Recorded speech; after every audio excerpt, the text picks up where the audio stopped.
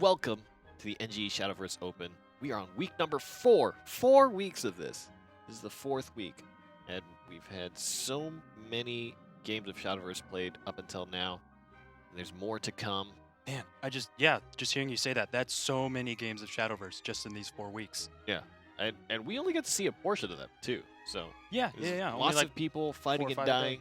You know, lots of Dragoncraft and Shadowcraft slaying people. So many skeletons. So many skeletons. Yeah, imagine I wonder that. what the skeleton death count has been. We should keep a tally of how many skeletons were harmed. I'm not gonna do that. Some intern has got to do that. We'll find something. I'm sure somebody there, some skeleton kind of lover. You know, he's like, we got to take care of the skeletons. Skeleton lives matter. Some guy whose job it is to keep track of the skeleton statistics. Yeah. Oh, Anyways, I pity the fool. Wow. Anyways, NGE Shadowverse Open, of course. This is your first time tuning in, and maybe if it isn't, we'll give you a refresher of how that works. We are in the open bracket stages of the tournament. Open entry to all North American players and winners. The first place winners will receive a direct invitation to the playoffs. Top placers up to the top 16 will receive points, and then at the end of the whole thing, the 10 direct invites plus points from the leaderboard will put them into the playoffs phase for the 16-player invitational, and then into playoffs phase 2, where the top 8 will make it to that second day, and we'll play out to find the champion. The top 8 players due to win prize money, $10,000 worth of prize money to win there, but for the weekly tournaments, they will also win some prizes. We've got vials available to the first place winner, 30,000 of them. Second place will get 10,000 vials, and third, fourth will get 5,000 vials apiece. And flair will be given to the first place winner, denoting that they are the weekly tournament champion. And there's a few more flares that we give out for the top points earners. So especially for those individuals like Kiramango, like Exodia, like Lest, you know, they have a huge chunk of the points because they've won first place at the previous Shadowverse Open events. Yeah, first place takes 200 points, second place takes 80 points, so there's a huge disparity between first and second place. If they just push a little bit more, then they become the top points earner, and they're able to perhaps win that MVP flare. And of course, the winner of the whole event at the end of the playoffs, they get their own unique flare called the Season Champion. So Season Champion. The Grand Champion is the Champion, actual term, but the Season. Of course, the NGE Shadowverse Open during the duration of Tempest of the Gods. Who is the best Tempest of the Gods player? I think that the meta, especially talking over it with the ever-wonderful Mofumoka in the pre-show, Tempest of the Gods definitely has its own flavor. It has its own characteristics. And in a day and age where Dragoncraft was kind of the poorest of the poor in the slums, kind of begging for any kind of amount of success, now they have risen and they are the kings. So be careful who you treat poorly. All those poor Dragoncraft players that were stepped on, that were disregarded, nobody wanted to be friends with them because they could never win a game. Dragon's been reincarnated as a king when it was a beggar. Look who's the boss now. Yep. You know? Now you got to answer to him. You got to answer to Mr. Rowan himself. But Dragoncraft, we also see Shadow is getting a much higher play rate than Dragon. If we're just looking at the pure numbers. Yes. Shadowcraft, incredibly successful. In fact, let's take a look at the bracket today to see who has made it thus far, and we will be able to discover how many Shadowcraft decks are being utilized. EXG making representation, 2 of them. Oh wow, look at this. Excelsior Gaming and Mana Surge, both in the top 8 here. We got 5 Pawns versus Taka, the 7th versus somebody yet to be decided, Limit 787 versus MS Glass Fists. And of course, we've got Mana Surge Noah against Lafayette. What a nice name, Lafayette. Lafayette. Great name, nice French name. Yeah. It's really nice to see a lot of players that we've seen in the previous weeks come back. The 7th, Noah. Man, it's going to be interesting to see how those players do in the week 4. I still want to see Swordcraft represent. We know you want to see Swordcraft represent. I'm excited to get into the matches. Hey, come on, man. Give me a chance. Give me a chance. See, now you're going to treat me poorly. Then one day, Swordcraft is going to be winning all the games. And then, okay, fine. Fine.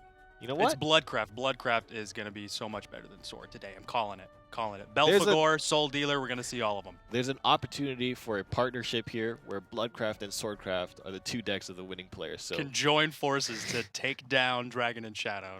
I'm looking forward to it, but the likelihood is that Dragon and Shadow will make it through based on the statistics.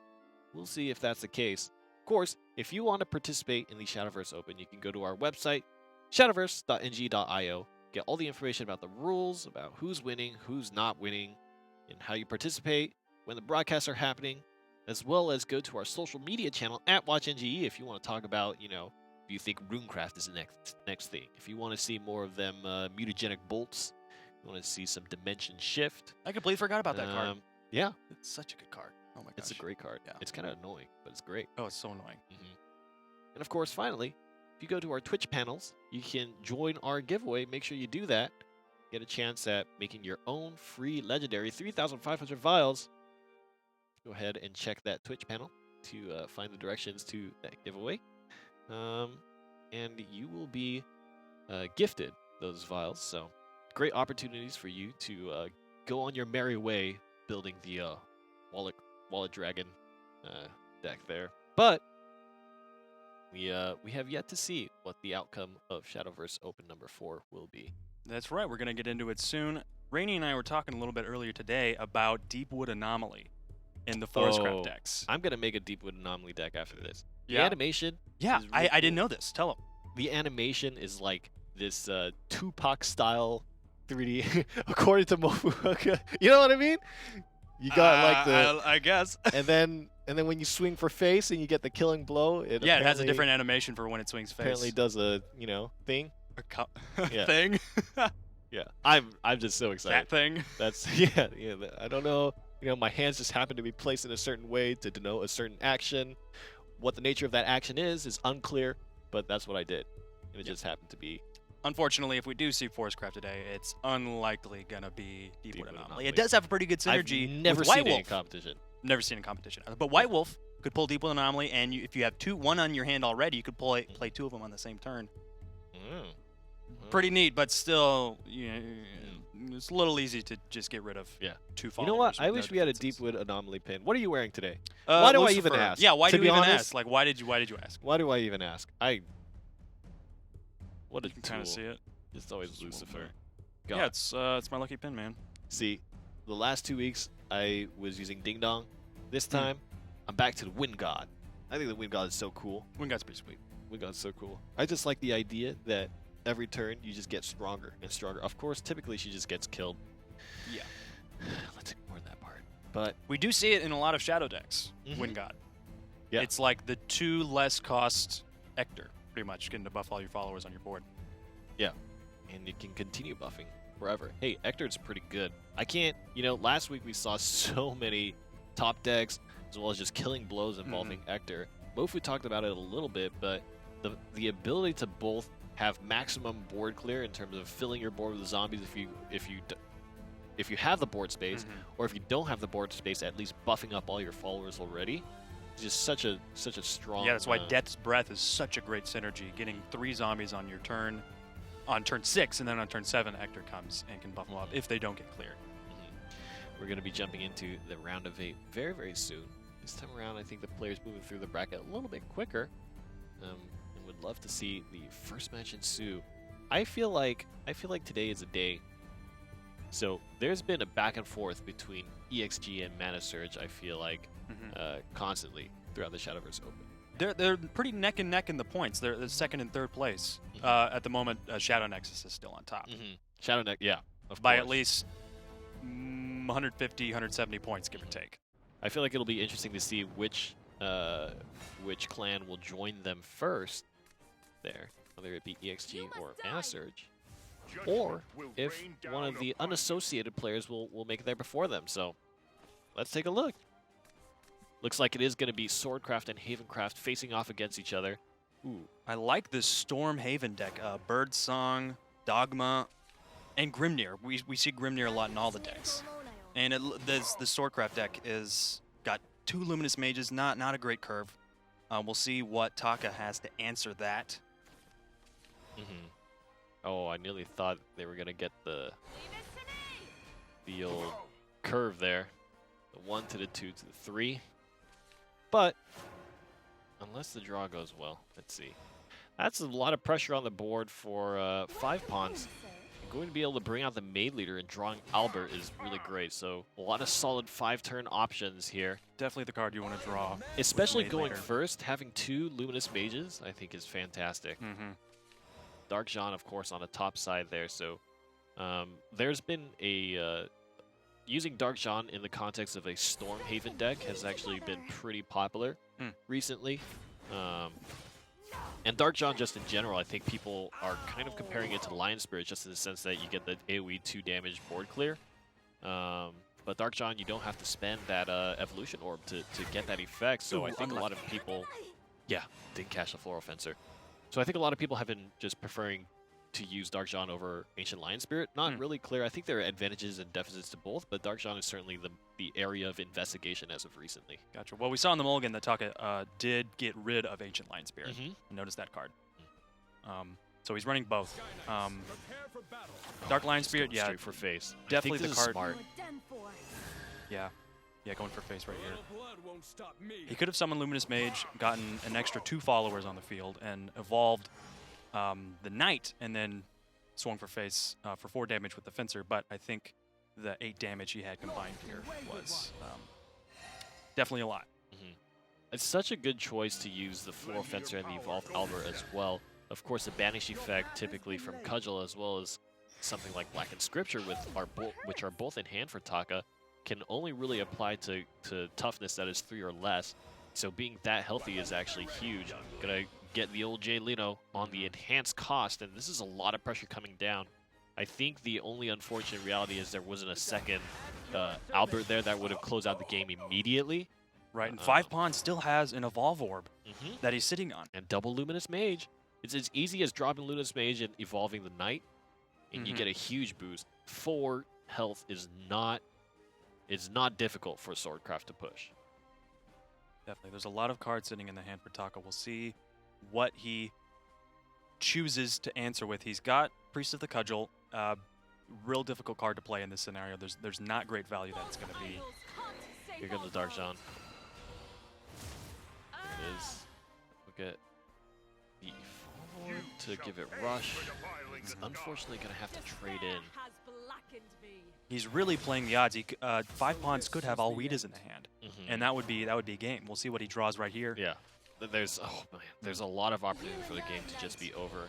Expect maybe using one of the free evolves. Playing Luminous Mage, even though Tribunal is going to be popping next turn. I think it's fine. You have a second mage here. You definitely want to continue threatening lethal here. Right, it's a free evolve point.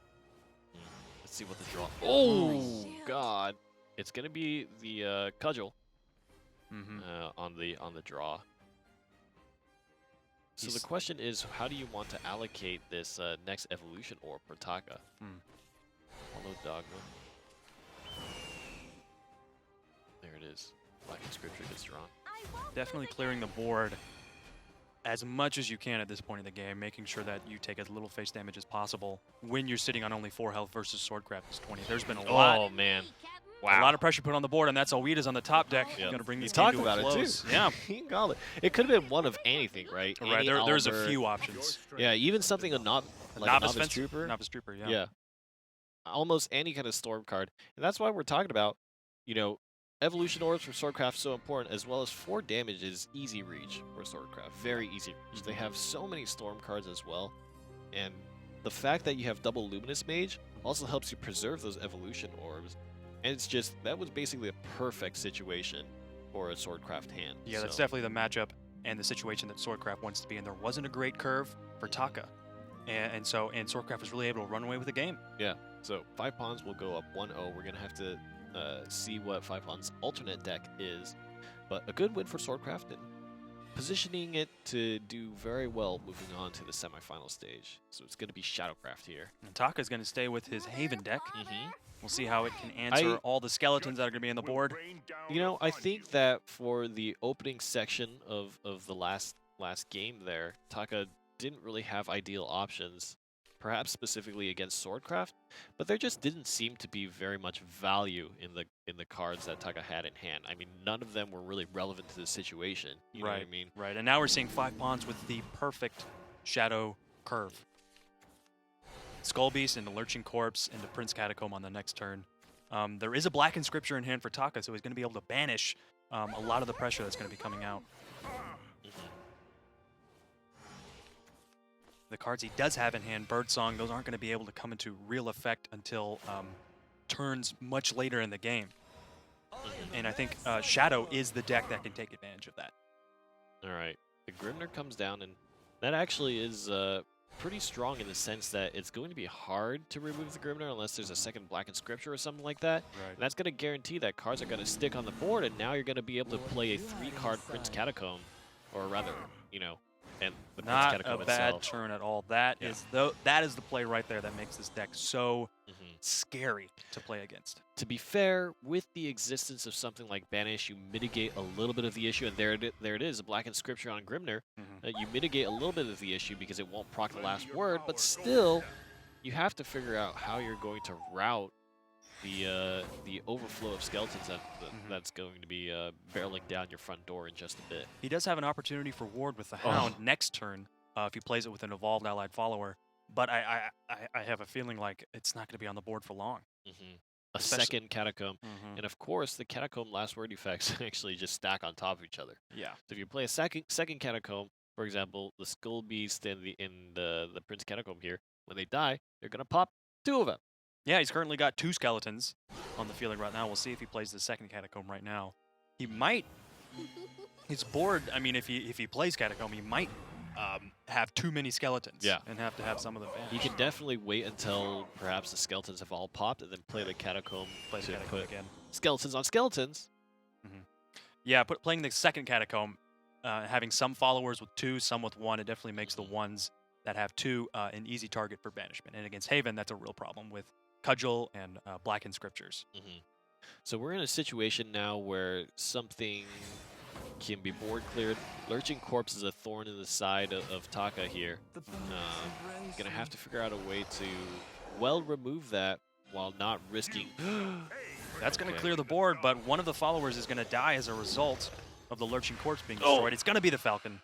Now, in some senses, I mean, up and down, right? Falcon was not evolved. Ancient Lion Spirit was already evolved. I believe the Falcon was remaining with 3 damage there, so it technically would have done more if he spent the orb, but also disables the option of evolving and swinging by to face unless you have a Storm card, right? So Orthrus comes in with nothing else on the board. He didn't have a great second card to play along with the Orthrus, or a first card to play, I should say, to get the buff that Orthrus gives. He does have the Immortal Thane for next turn if he wants to get those 3 followers on the board. But there are plenty of options sitting in the hand of Taka. The Great Equalizer. There's still 2 Tribunals remaining here. Can play the Dogi, the Heavenly Hound. And I feel like Immortal Thane is going to be... Oh, boy. 10 Shadows. That'll be 3 zombies. He's going to go with the Thane. I feel like this is the right choice. There's no reason to spend your Necromancy right now.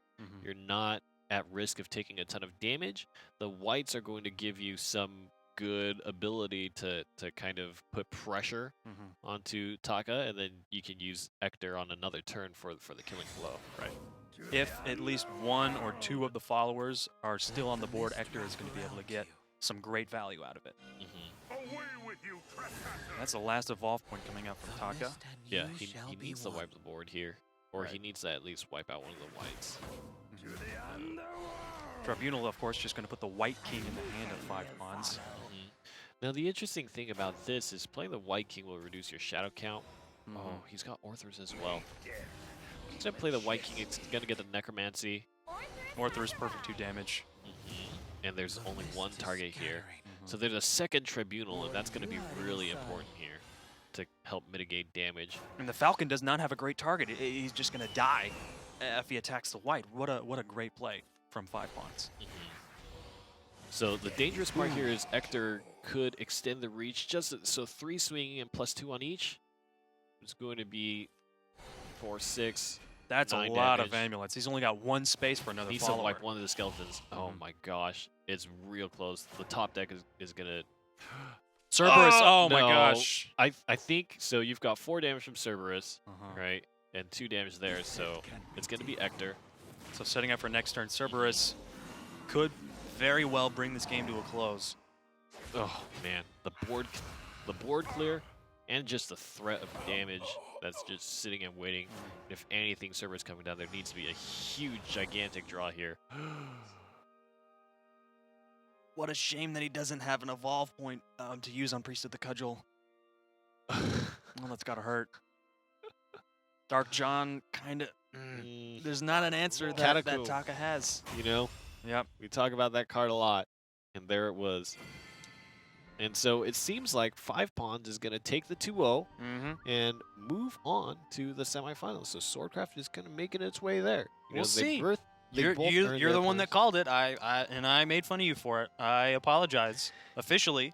To be fair, it was a team effort between Sword and Shadow, right? Right. Team effort. Swordcraft did its part. It certainly did its part. And it seems like Taka relying on that Havencraft deck. Again, we saw a lot of kind of the win rates and usage rates. Made it all the way to round of 8 with that Dark Jean deck. So I would have loved to see some of the games that it won. But 5 Pawns from EXG is able to put a stop to that. Yep, clapped him down. We did see in the JCG that Havencraft had a higher percentage of play rate than it had last week. That's true. 10%. Still not high at all. I know that. But it's gaining popularity. People are believing. I believe in the Dark Jean. I want to see more Dark Jean make the win. We talked a little bit about that last week with Envy, but but we'll see. Let's take a look at the bracket to see how the tournament is shaping up and figure out where we go from here. 5 Pawns has made it in, extending the EXG name, but they're gonna have to team kill themselves if the 7th wins. Now, Auto Aim is actually a return player. If I remember correctly, Auto Aim played Runecraft. Now, I can't remember. I think it was a Daria. How do you remember that? Because I liked his name. You let. It was a Runecraft player. Yeah. Performed, I think it was the 2nd tournament. I'll have to. Yeah, I I'll can't take your remember word that for detailed. But I think it was the first instance in the NGE Shadowverse Open where somebody played the Mutagenic Bolt Daria deck. So I would love to see if that happens again, or maybe Auto Aim was like, you know what? Probably learned his lesson, or maybe he got even more. He got even more ballsy. Yeah, I hope he takes Rune and Blood, or Rune and. I wish he could take 2 Runecraft decks. The strangest combo of decks that we never see. Yeah. That'd be something. That'd be something. Yeah. Auto Aim. Hey, and the other question is, if it isn't Auto Aim, it's going to be an EXG team kill. Who, that's always the saddest thing, right? Greatest anime betrayals of 2017. Yeah, no. It's always sad to see, but kind of exciting too. I thought you were my friend. Like, no, I'm sorry. Skeletons don't have friends. Skeletons totally have friends. They have, like, the most friends. They have like skeleton dance parties. There's only zombie parties. Skeletons don't hold parties. Skeletons are they're indoors kinds of people. Introverted kind of people. There's a lot of them, but they all unite separately in their own homes. Yeah. They hang out underground. They're kind of like, you know what? I'm too lazy to get Something that Rainey and I are very familiar with. Yeah, they don't get a lot of sun. No. Zombies can hang out in the sun for a long time. Oh yeah. They just stand there and just hang out. What's up?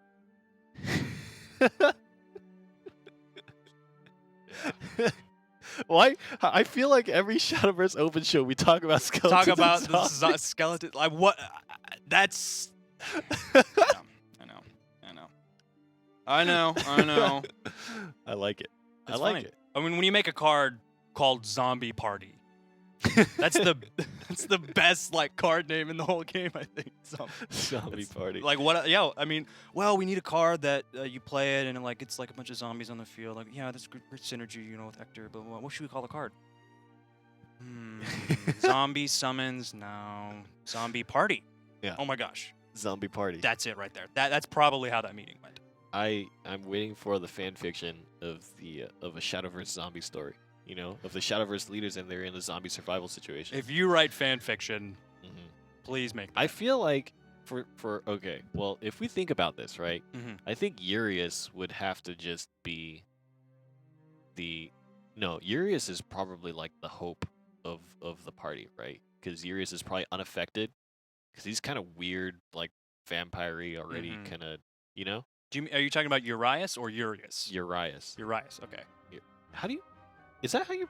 Now that you mention it, now I'm starting to think. Because there's Urius, Mr. Bloodcraft guy, the leader of Urias. yeah, the big boy. That's how they say it in the story, at least. Not Urias. Albert's brother.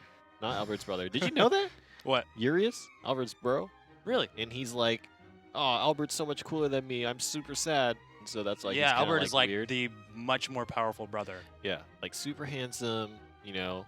Everybody looked up to him in school. Looking real pretty with those 5 attack points when he's evolved. And Urius was just like, Still a great card, though. We see Urius a lot. He's he's perfect because he's so annoying, and that's exactly how he is. He's just that annoying brother. He's got great, we see him all the time in the Vengeance decks. He's got great synergy with Dark Air Jammer. Yeah, bring out 2 of them Uriuses, and every time you play a card, you just blick, blick. And every time I play Air Jammer, and it brings out those 2 shadow spiderweb imps. That's the ultimate. I think that's the best. You that like the 8 points of warbs. Yeah, 8 points of ward. It's so good. Air Jammer is so cool.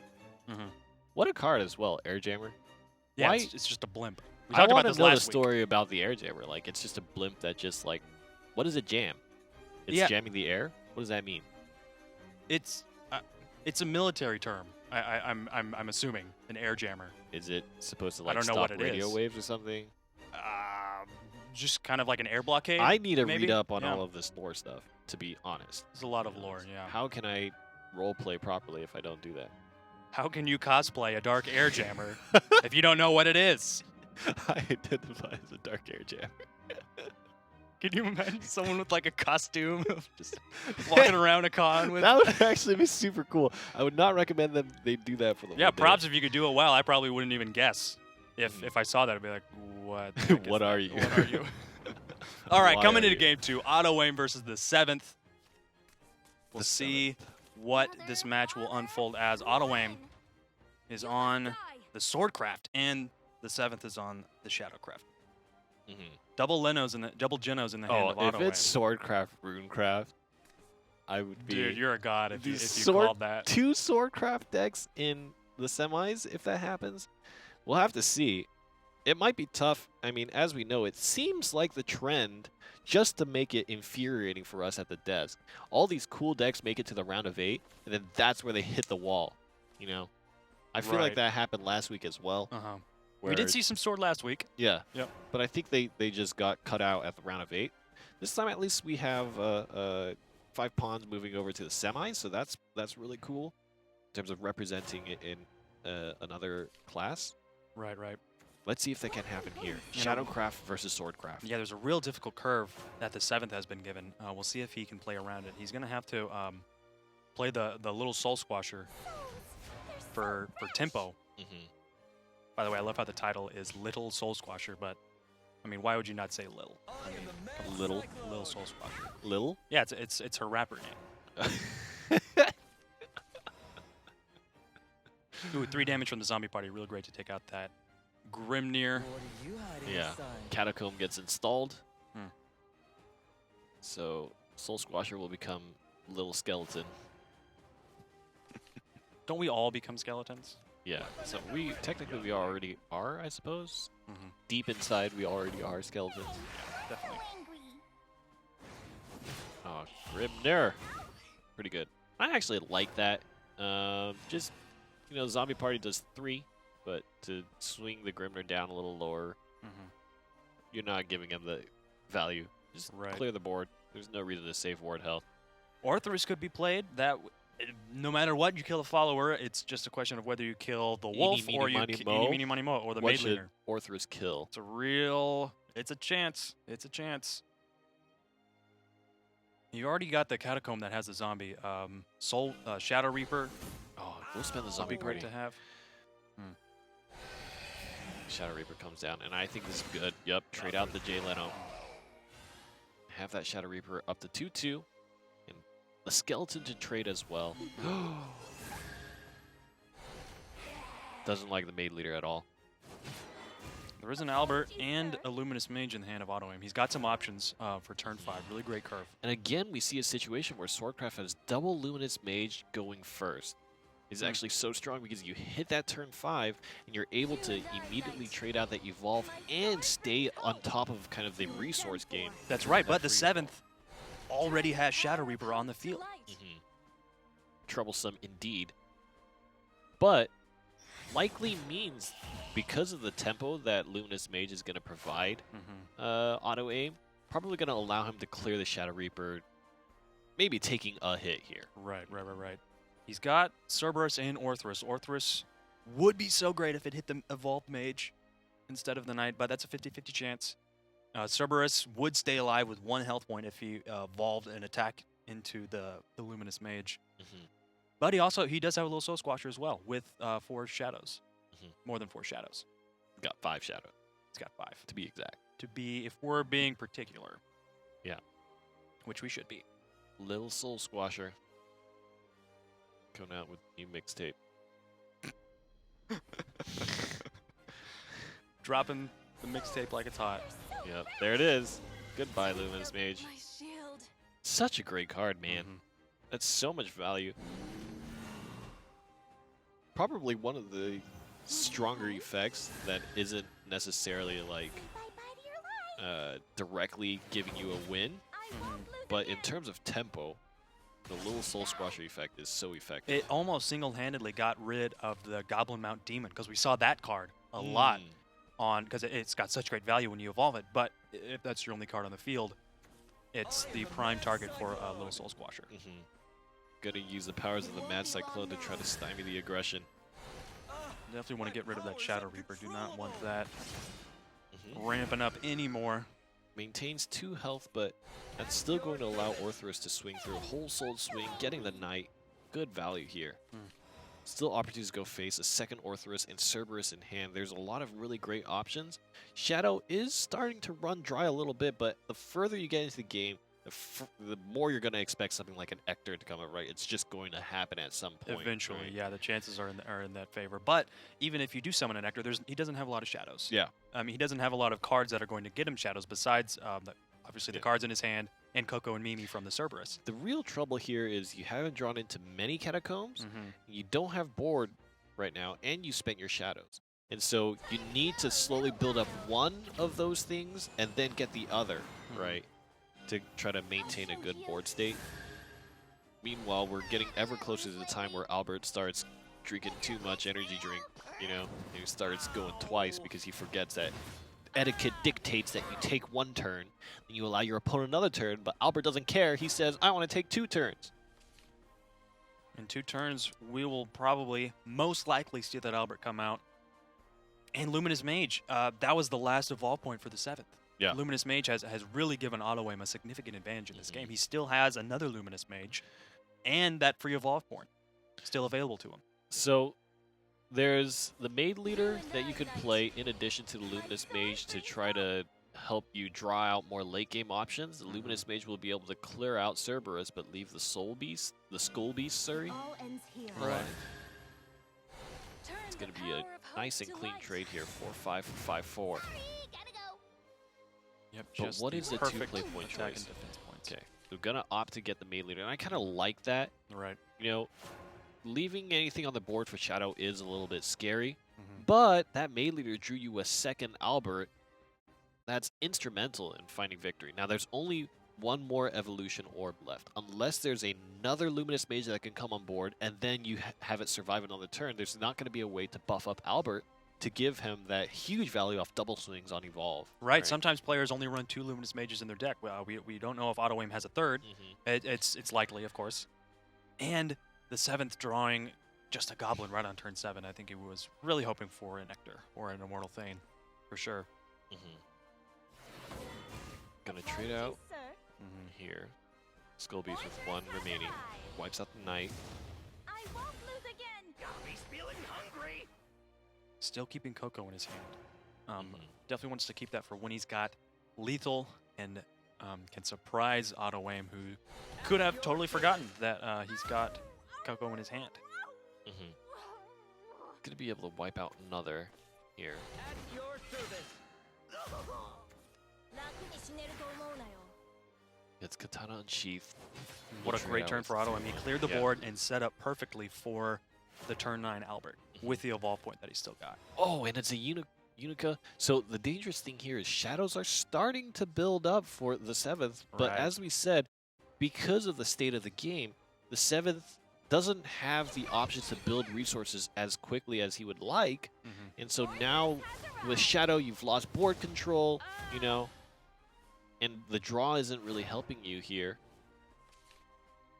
A Novice Trooper will be able to trade out the Unica if he wants, or Albert can just smash both cards here without the evolve, get the free trade. Oh, gotta ignore the Orthrus. And so we're into this situation where the next Albert could do 10. There needs to be board clear here if the 7th wants to live. Right. And he does have Necro Assassin and Prince Catacomb. That's a perfect curve for that. That's going to take out Albert easily without even having to make it a 50-50 chance. Really great trade from the 7th. Definitely needs to do it. So this is the end. So resources continue to be an issue. 11 shadows, and now you're having some semblance of board control. There's the last Luminous Mage. Third one.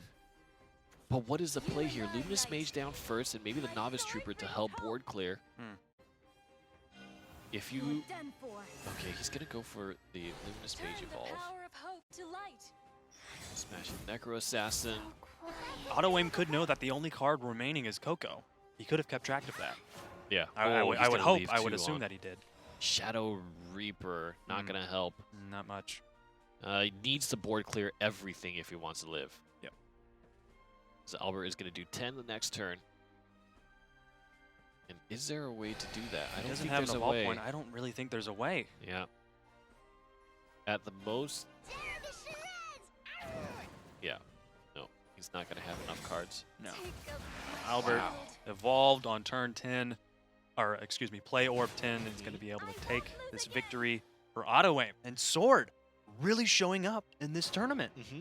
I really feel like this is a prime example of what happens in that edge case where Shadowcraft actually loses out board control. And of course, Swordcraft have some very high value cards. And so if you match up in a certain draw, Swordcraft can actually overpower. The fact that you didn't get the Catacombs at the times that you wanted to, you ended up having to spend Shadows. I mean, we were talking about how great Little Soul Squasher is, but it is a resource spend. Right. And then you did have Shadows, but even if he did have Shadows, he didn't actually even draw into anything like a Phantom Pal. He didn't draw into anything like a Demon Lord Ector. No, he didn't. And so it was really, I feel like, a case of just you got the wrong cards at the wrong time. But even then, that was the Swordcraft deck was able to keep up with the pressure. Double Luminous Mage into the last Luminous Mage draw. You had 2 Alberts. You had a great Maid Leader draw as well. There was just so much going for it. We'll see what the 7th's second deck is going to be. He's going to stick with Shadow. Okay, so Auto Aim is going to bring Sword and Shadow, not Runecraft this time around. Maybe I was wrong. Maybe I was wrong, but to check and see. Swordcraft again leading 1 win in the series. Auto Aim staying with the Ector and the Goblin Princess. Goblin Princess is a card we see sometimes in mid-range sword decks. It allows you to get 3 followers on the board with 1 turn. And if you're on play Orb 8, it's a great synergy with Prince Catacomb, for sure. I think Goblin Princess is great just for the reasons of number of followers, just numbers of stuff is great for shadows, right? As you play more stuff, you get more shadows. One of the reasons why Cerberus is so great as well. Not only are the effects of the cards good, but then you have Cerberus counting for a shadow and the 2 spells counting for a shadow. Yeah, the more cards that you play, the more cards that get destroyed, and the more shadows that you earn. See another situation where Soul Squasher is played for tempo. Just keeping on that curve. Attendant of Night as well. We'll see if the 7th can draw Soul Conversion to be able to use on that Attendant of Night. So let's take a look at the cards in hand here for Auto Aim. Double Death's Breath has the Goblin Princess and Demon Lord Ector. There's just a lot of heavy hitting options here in the turn 5 and up land. And like we were just talking about, there's not a lot of cards, the low cost cards that are going to be able to help him build up those shadows he needs to really make Death's Breath and Ector truly effective and get their highest value. So the draws in the next few turns are going to be absolutely crucial for auto aim.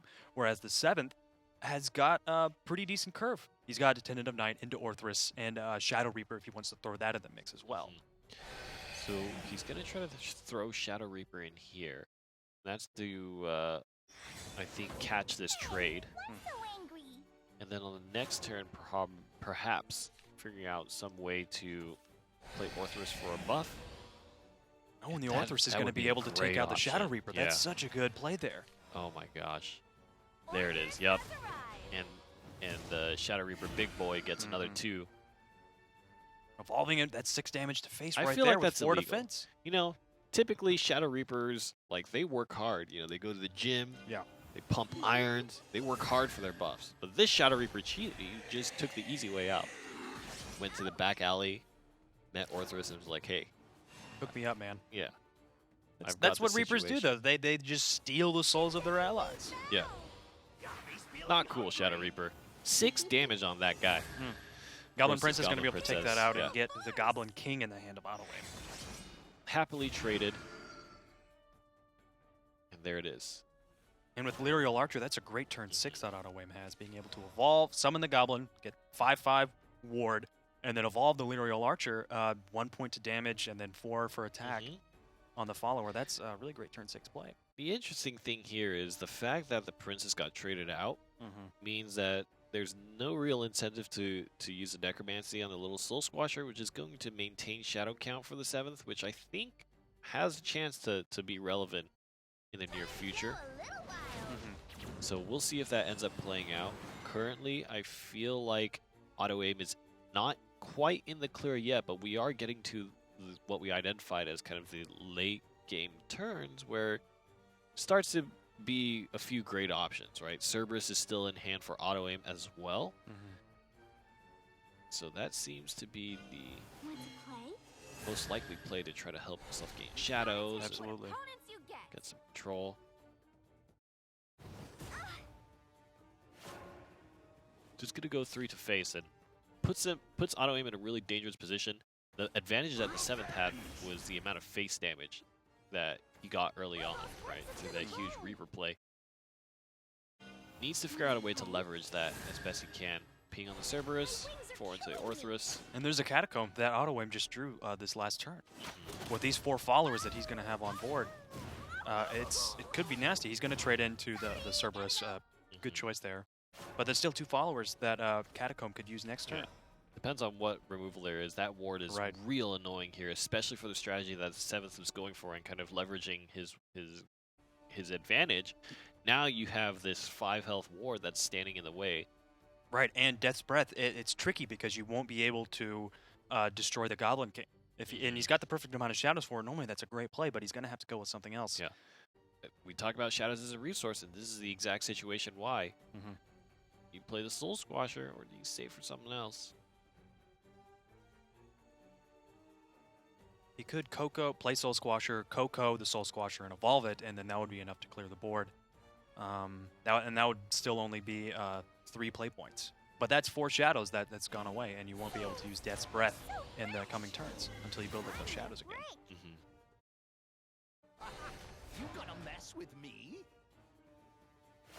So it's going to let 5 damage go anywhere auto aim wants. The Death's Breath, oh my gosh.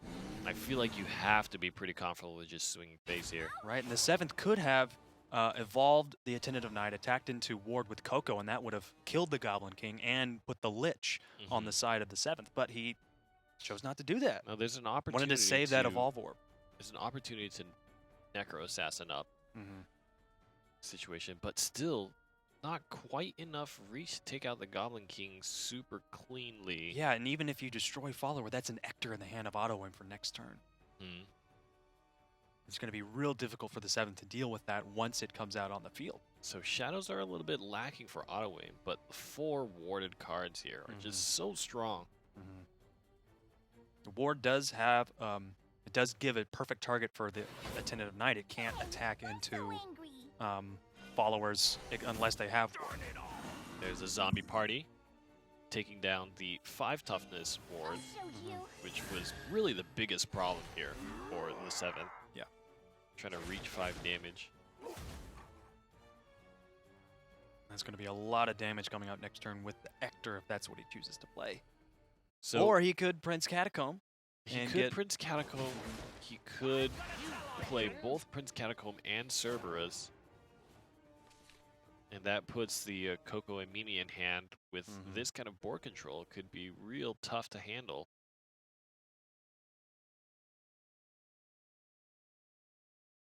Yep, the curve definitely favoring Auto-Aim. He's got a lot of options in his hand for this late game mid-range matchup. He's got all the options that he would want to have. He can do damage to face. He can clear the board if he wants to. So if he were to play Cerberus, so he's just going to go for board clear here. Orthrus is going to ping either of the two. Would have liked to go for the Evolve, but that's actually fine as well. Catacomb to set up the last word. And board clear here is going to set up lots of shadows as well as a good Cerberus play next turn. And basically reset a lot of the effort that the 7th went through to try to build up any kind of momentum. That Death's Breath was incredibly high value for Auto-Aim. Absolutely. Used in conjunction with the Goblin King, really beefy wards that the 7th had to chew through, and it cost him. 7th is definitely playing from the back foot in these later turns in the game. He's still got the Lich on the field, Coco and Mini, Death's Breath as well if he wants to use his own. And Shadow Reaper as well. He could Death's Breath Shadow Reaper. Be tricky because it would give him wards for sure. That'll be really difficult for the Auto-Aim to have to chew through, but it forces Auto-Aim to destroy your own followers if they have wards so that the Shadow Reaper does get buffed up. I think some very smart decisions have to be made here. If you give space for Ector, that could mean bad news for you. But getting rid of any kind of extra damage is absolutely important. The Shadow Reaper. Having to choose through those 3 wards to guarantee the Shadow Reaper some kind of value here. I think that's so strong. That's very strong. There's still the 3 wards. Ector has got to be real difficult. He wants to save that for when he's finally got lethal. And the 7th has been able to put on just a little bit more damage than Auto-Aim. I think those 3 points of damage, that extra bits of damage are really going to come in handy, are really going to determine the outcome of this game.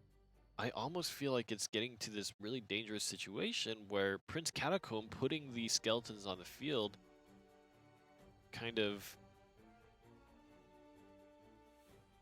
is not quite as strong. I don't know if he has the ability to, depending on how the situation plays out, there's opportunities for the Shadow Reaper to really buff itself up.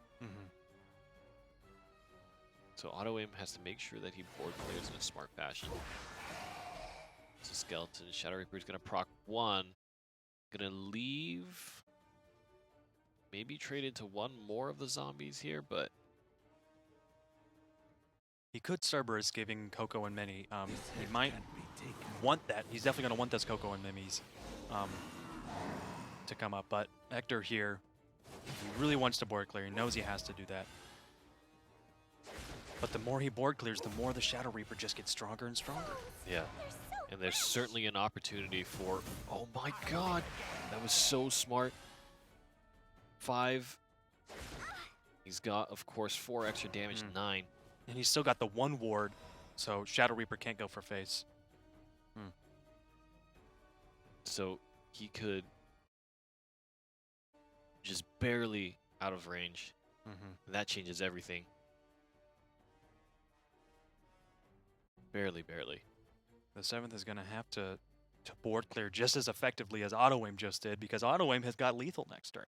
Coco and Mini as well. Whereas he still has 10 health that the 7th is going to have to get through.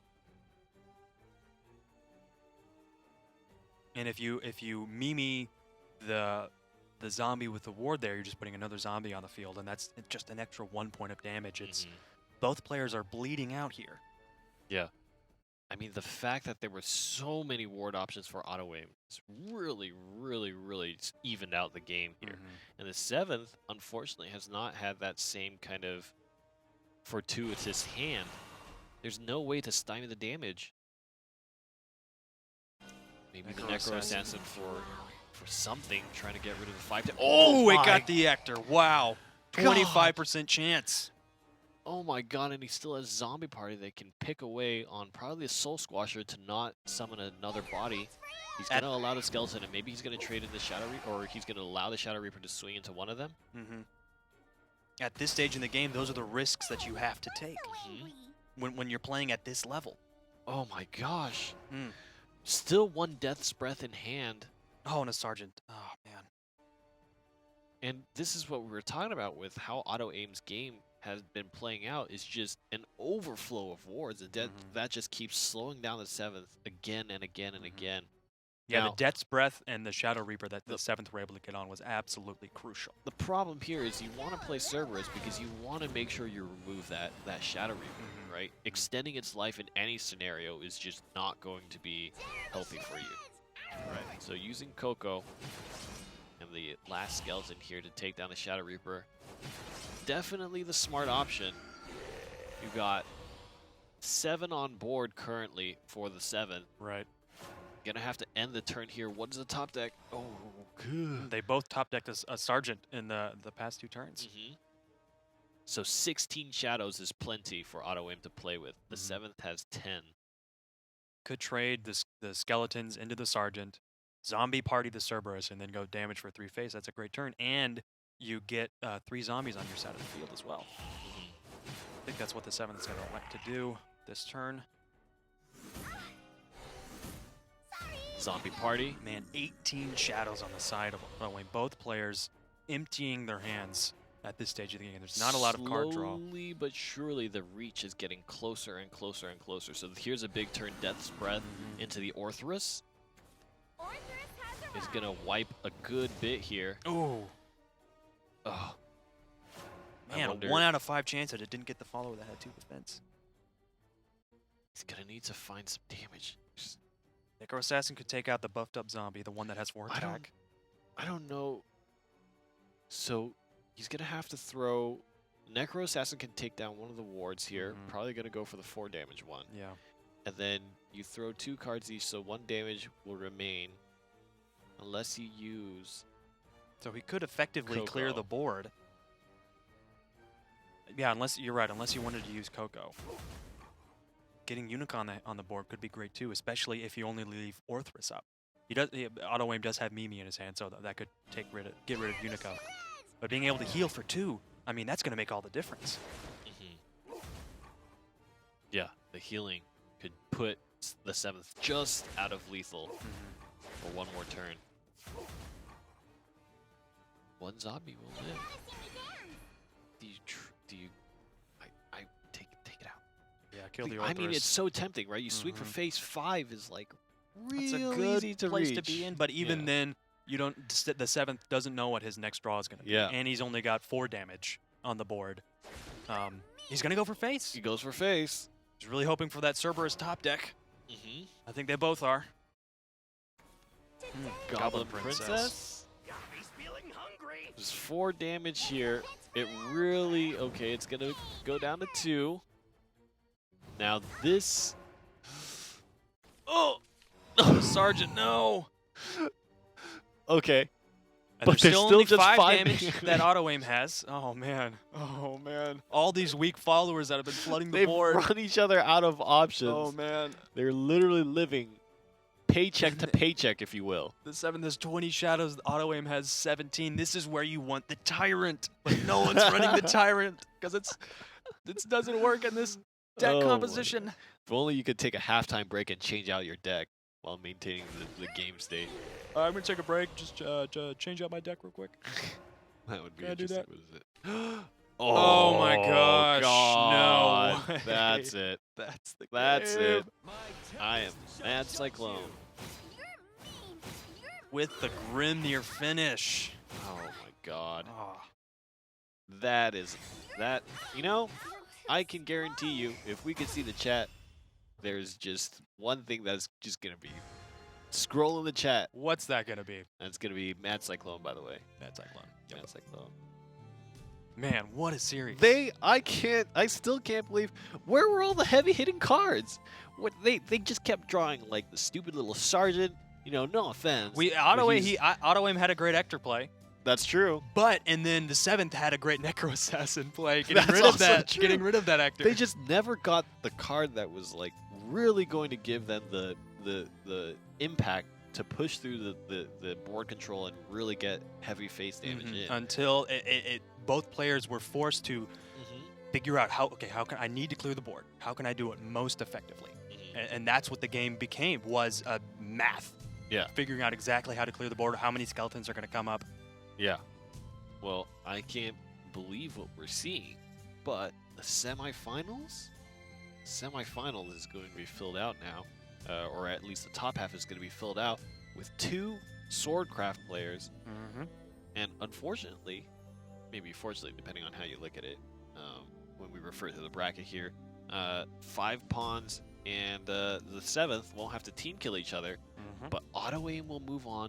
Swordcraft versus Swordcraft. What is this mirror gonna look like? It's going to be one of 2 things: complete control, like we just saw, clearing the board, or massive face damage, ultimate face damage, and the game's going to be over in 6 turns.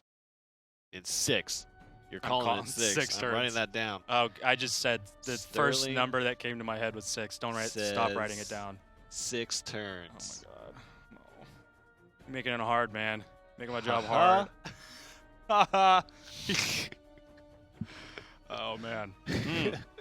Man, those were great series. That was such a great series. I think that I have to wonder. I feel like for both games, right, there have been some incredibly fortuitous situations that have arisen for 5 pawns and auto aim, just in the sense of getting core cards they needed to navigate their matchup, right?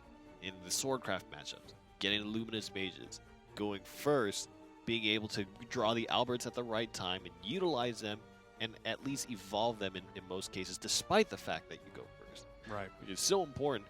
And of course, in this most recent match that we saw, auto aim with just the Death Breath into the Goblin King.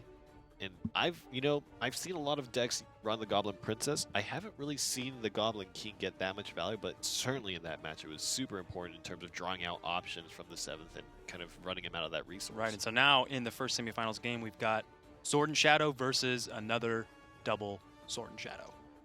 Gonna be real interesting to see how that turns out. Like you said, if the sword on sword matchup, if that comes out, if that's going to be a total bloodbath. Yeah. Or we could see another shadow on shadow matchup in similar fashion. What a tournament. I can't.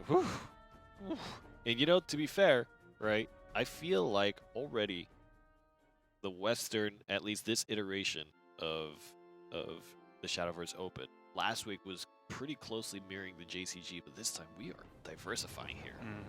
Limit 787 versus Glass Fists back again. Mana Surge going to make another attempt here. And the first Dragoncraft deck we've seen all day. This one's for In the my third family. series, that's a lot later than I expected. That's true. That's true. We talked about how everybody was leaning towards Shadow. It seems like these Oh my players gosh, are Glass dead set. Fist just drew the exact same thing that he mulliganed. He got rid of the Goblin and the Catacomb and drew the bow. Oh, what a meme. You want Oh to my play this gosh. game? Well, here, let's play this game. Fate definitely not working for Glass Fits on that draw. But He doesn't the curve necessarily is, have a bad, no, the curve is great that he's got. He's feeling hungry. I certainly would not have mulliganed Catacomb.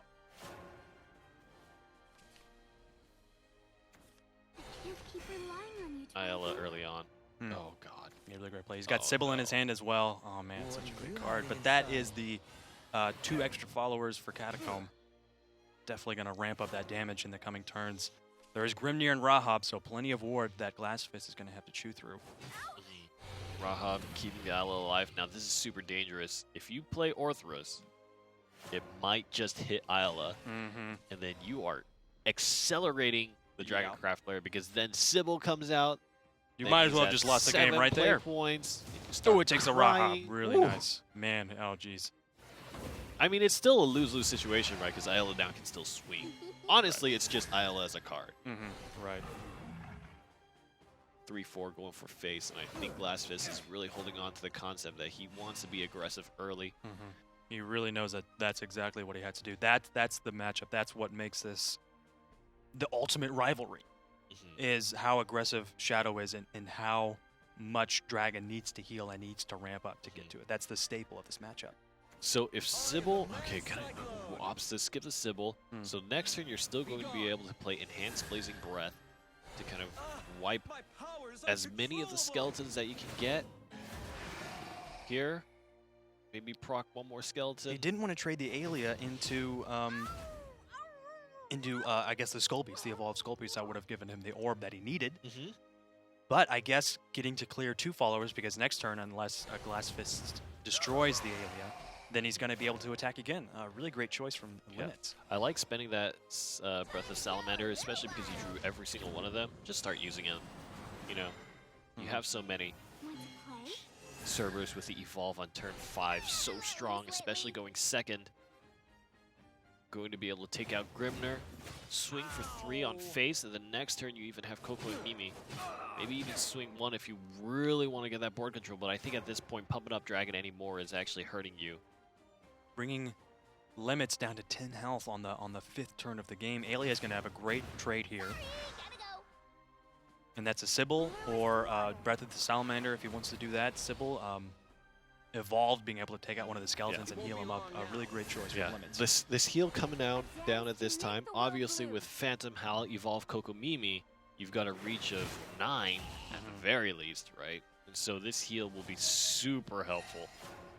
But there's the Phantom Howl and the Coco and Mimi and the Dance of Death. Oh my gosh. That's aggressive here. That's so aggressive. You could play one of your Cocos or Mimis here to push even closer towards that point of lethal. It's going to be the exactly 9th orb for Limits on next turn. He's going to have Dark Angel Olivia. I wonder if that's going to be too late, though. I wonder if the game has already reached that point. So this skeleton is going to do 3. Right. He's deciding whether or not he wants to evolve, I think. 8, then 7, so you need to have ward or heal of some kind. Right. Even if you do clear the board, that's 9 Shadows, Phantom Howl with a Mimi. And the Evolve. And the Evolve. Yeah, that's definitely going to be more than enough damage than Glass Fists than he needs. Limit 787. Oh, he's going to go with the Olivia. Oh, no. Well, it looked cool. It always looks cool, man. But you know what looks even cooler? Winning. Glass Fists looking real cool. And I think it's going to happen. The killing blow here. The final. Oh. Oh, no. Oh, no. He's styling. Yep. Didn't even need Phantom Howl. If he just evolved the Mummy, that would have been 5 damage right there. Yep. Really great from Glass Fist, putting on that pressure early in the game. It was just too much for the Limits to answer. And we talked a bit about how we see little variations in these Dragoncraft decks. A lot of I think a lot of the determining factors in whether or not the deck is successful depends on the matchup. Olivia, it's not that great into the Shadowcraft matchup, because you die before you get to use those extra evolve points. You have to wait till you have 9 orbs to play Olivia, and you only get and when you use one of these evolve points on Olivia, because you typically have to clear the board, that's 2 evolve points that you get, which is great, but that's only a 6/6 follower that you have to clear the board with. And in the Shadowcraft matchup, that's really just playing into Shadow's hand. We're heading into the second game of the series now. Limit 787. Gonna run with the Dragoncraft again. And Glass Fists will swap over to Swordcraft, leading with Shadowcraft this time around. I think we really have to, funnily enough, it was really a display of what we both had on desk, right? Coco and Mimi versus Dark Angel Olivia. That's pretty funny. Olivia came down, and it wasn't quite relevant. Let's speed things up. There's a great curve from Glassfist's Sword deck as well. Man, we're really seeing Sword gaining in popularity this week in the tournament. Yeah, we've seen this happen before, where, especially against Dragon, if Sword is curving out real nice, the game can end by the 5th or 6th play orb. I said the 6th orb, you remember. 6th? Okay, yep. I have that written down. 6. Oh, and that's an Albert. Oh, coming on the draw. Did you say 6 turns on the Swordcraft mirror, though? On the Swordcraft mirror, yeah, that's what we were. That was the exact context. I'm gonna hold you to this. Okay, to that. Okay, great. Yeah. 6th turn win. He's got some heal and ramp, yeah, from Draconic Fervor. Yeah, that's actually going to be really helpful. Ayala kind of in an awkward spot. You could kill her off to get the extra ramp, which could maybe do something. Yeah, because there's not a Blazing Breath or a Breath of the Salamander. You have the opportunity to do something like Zell or Boros, right? And we know that Limits has a Dark Angel Olivia index, so spending those evolution orbs is actually not the worst in the world as long as Olivia comes up. Right, and he's going to have Ouroboros on next turn. Yeah. So he does go for the clear. The main leader is going to set up some Albert. Oh my god, that's exactly what he wanted to. And he's still got 3 evolve points. Yep. He could actually evolve for, yep. And then he's just storming his way to victory. He's got 2 turns to end it. In your prediction, he's got 2 turns to close it out. What happens if he ends it on turn 5? I still think you lose. Yeah, obviously, yeah. It's like pick a number between 1 and 10. If it's 6 and you pick 5, you're still wrong. Still wrong. All right. Be gone. Oh, that's really good. That's real good. Hey, that hurts. Okay. So, if he plays another Albert and evolves it, that Ouroboros can still trade into the Albert and heal. Right. Do you want to leave a 10 damage thingy on the board as well? It won't be long now. He's gonna get run 4. the Luminous Knight into it. Right. Use the 2 buffed up 1/1s to swing for 4. So you're essentially doing 1 damage here. And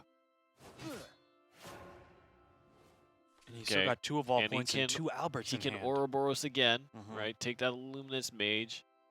If he so desires, he can evolve and swing for another 10 damage, and this time it's going to be tougher because Ouroboros is going to be left with 5 health.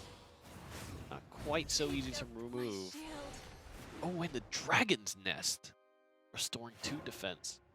And really, this all stems like the fact that he could play the Ouroboros exactly on that turn. Was the Ayala trading into the Grimner, even though it wasn't going to kill the Grimner, to get that extra boost. Yep. Just the boost that he needed. He does have Zell and Ouroboros if he wants to use a second Ouroboros in his hand, if he wants to use that combo in the next turns as well.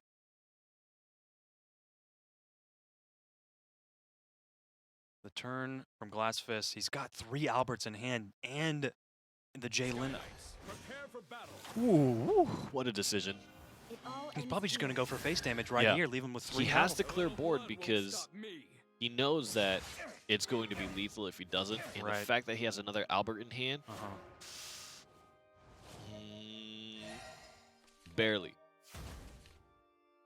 Because so the Limits Ouroboros will heal. He's got 16 damage directly to face with the evolved Ouroboros in his hand. And with playing the rush. coming with Zell and and attacking with the 1 on the field already. But if he does, he loses. I mean, tempting as that option is, if you do that... And if you summon Bahamut, you lose. If you attack for face and then Bahamut clear the board, that's the second Albert on the field. Well, the big problem with playing the Bahamut is it'll destroy the Ouroboros and heal Limits. Right. So it's actually you're right. not the worst in the world. He just needs to choose. Just needs to hone in and play for the long game. Because he can actually heal through this. I feel like that's key. At least before we get to that enhanced stage when Albert decides to, go ham on the energy drinks. Yep, and that's the play that he's going to go for. He's going to heal for 3, did a ton of damage, and this gets to be real dangerous now because even if you clear Bahamut, you still got that Zell Rush. He's got Jay Leno and Floral Fencer. That's going to be 2 ways to get a lot of different followers on the board. You can't use both. I can't use both. That's tough. It's real tough. Okay. And probably Fencer evolve. Yep, definitely want to get as many followers as you can on the board to prevent that Bahamut from going face. The big thing is you still got that Zell Ouroboros combo, and that wipes out so many, especially because you're evolving with Zell. Means that Ouroboros' active can take down 1, Zell can take down another, then Ouroboros can take down a 3rd. And that's going to clear the board right there. Okay, well, he doesn't need to do anything nearly that complicated. Now Bahamut. Exemplary battle. Oh, man. Taking Limits. Taking us to the limit, man. Dragoncraft will take 1, and it's going to be 1-on-1. Now, there's a few ways to think about this, right? Mhm. If we have Glass Fists win, we will have 3 players in the semifinals with Swordcraft. I will be so weirded out if Limit 787 comes into this next game and he's bringing Swordcraft. I mean, my whole life will mean nothing if that happens. We're gonna see it in like 2 seconds. What is it? Oh, it's Oh, going to be it's a Shadow. So he's Shadowcraft, running okay. Dragon Shadow. Dragon Shadow. You must So this is die. the established versus the anti-establishment. Father, come on. And we're seeing another Shadow on Sword matchup. We saw it end fairly quickly last time. We'll see how quick of a game this is going to be. Limits has got Lurching Corpse, Reaper in hand, as well as Soul Conversion. It's a really great combo with Lurching Corpse as well. Ooh, Shadow going first and Swordcraft having to forego a 1-turn play. These are recipes for disaster, if I've ever seen it, especially in this kind of matchup. And a Whole Souled Swing does a good job buying tempo back, and to be able to remove that right before turn 3, not super cool to play a Catacomb just by himself. Right. He's kind of more of a social guy. Yeah, he needs Did have friends. Catacomb in hand, He though. needs friends to really get the full effect from his ability. Yeah, Grimnir on turn 3. And this card in this tournament, I feel like just continually proves how solid of a card that it is, right? Both on turn 3 as well as seeing the enhanced effect. 4 damage to face, man. And the 2/3 ward. And there's not a Floral Fencer in the hand of Glass Fist. He's going second, so definitely the great 4-play evolve. He does have the Lino to play and evolve that. That'll have some massive attack points. But it won't have its last words ability. And there's a Lurching Corpse and a Soul Conversion. A Lurching Corpse on the field and a Soul Conversion in the hand of Limits. So really great plays available for the Limits to clear the board with the options that Glass Fist has in his hand. The battlefield And awaits. clearing board is something that's going to really hurt You are done for. Swordcraft. I think he's going to go for face with this turn. Unstoppable. You're mean. He's got an Albert in the hand for next turn, as well as a Tsubaki the turn after that. I don't know if Tsubaki's really going to have that great of an impact in this game It's until tough. the Limits can get Ector on the field. Yeah. Even Immortal Thane only has 4 attack. Yeah. It's real unlikely. Shadowcraft is all about the multiple followers with relatively low damage, but just overwhelming you with that situation. Evolve Illyrial. Goodbye, Knight. Fight me.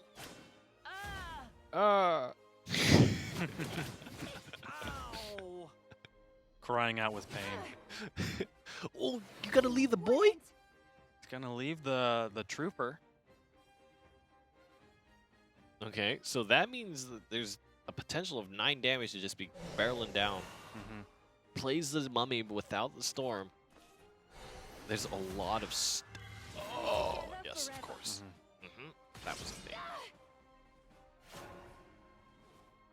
There's a full board on the side of Limits. Yeah. You and I, Knight. Luminous Mage, great play. Didn't want to play the Albert and go for face. That would have, that could have been his death, even though that would have left the Limits with 7 health. Turn the power of hope to Would have light. been real nasty. He really wants to deal with this board and get that Shadow Reaper off the field as fast as he can. What is the top deck here? Could be very important.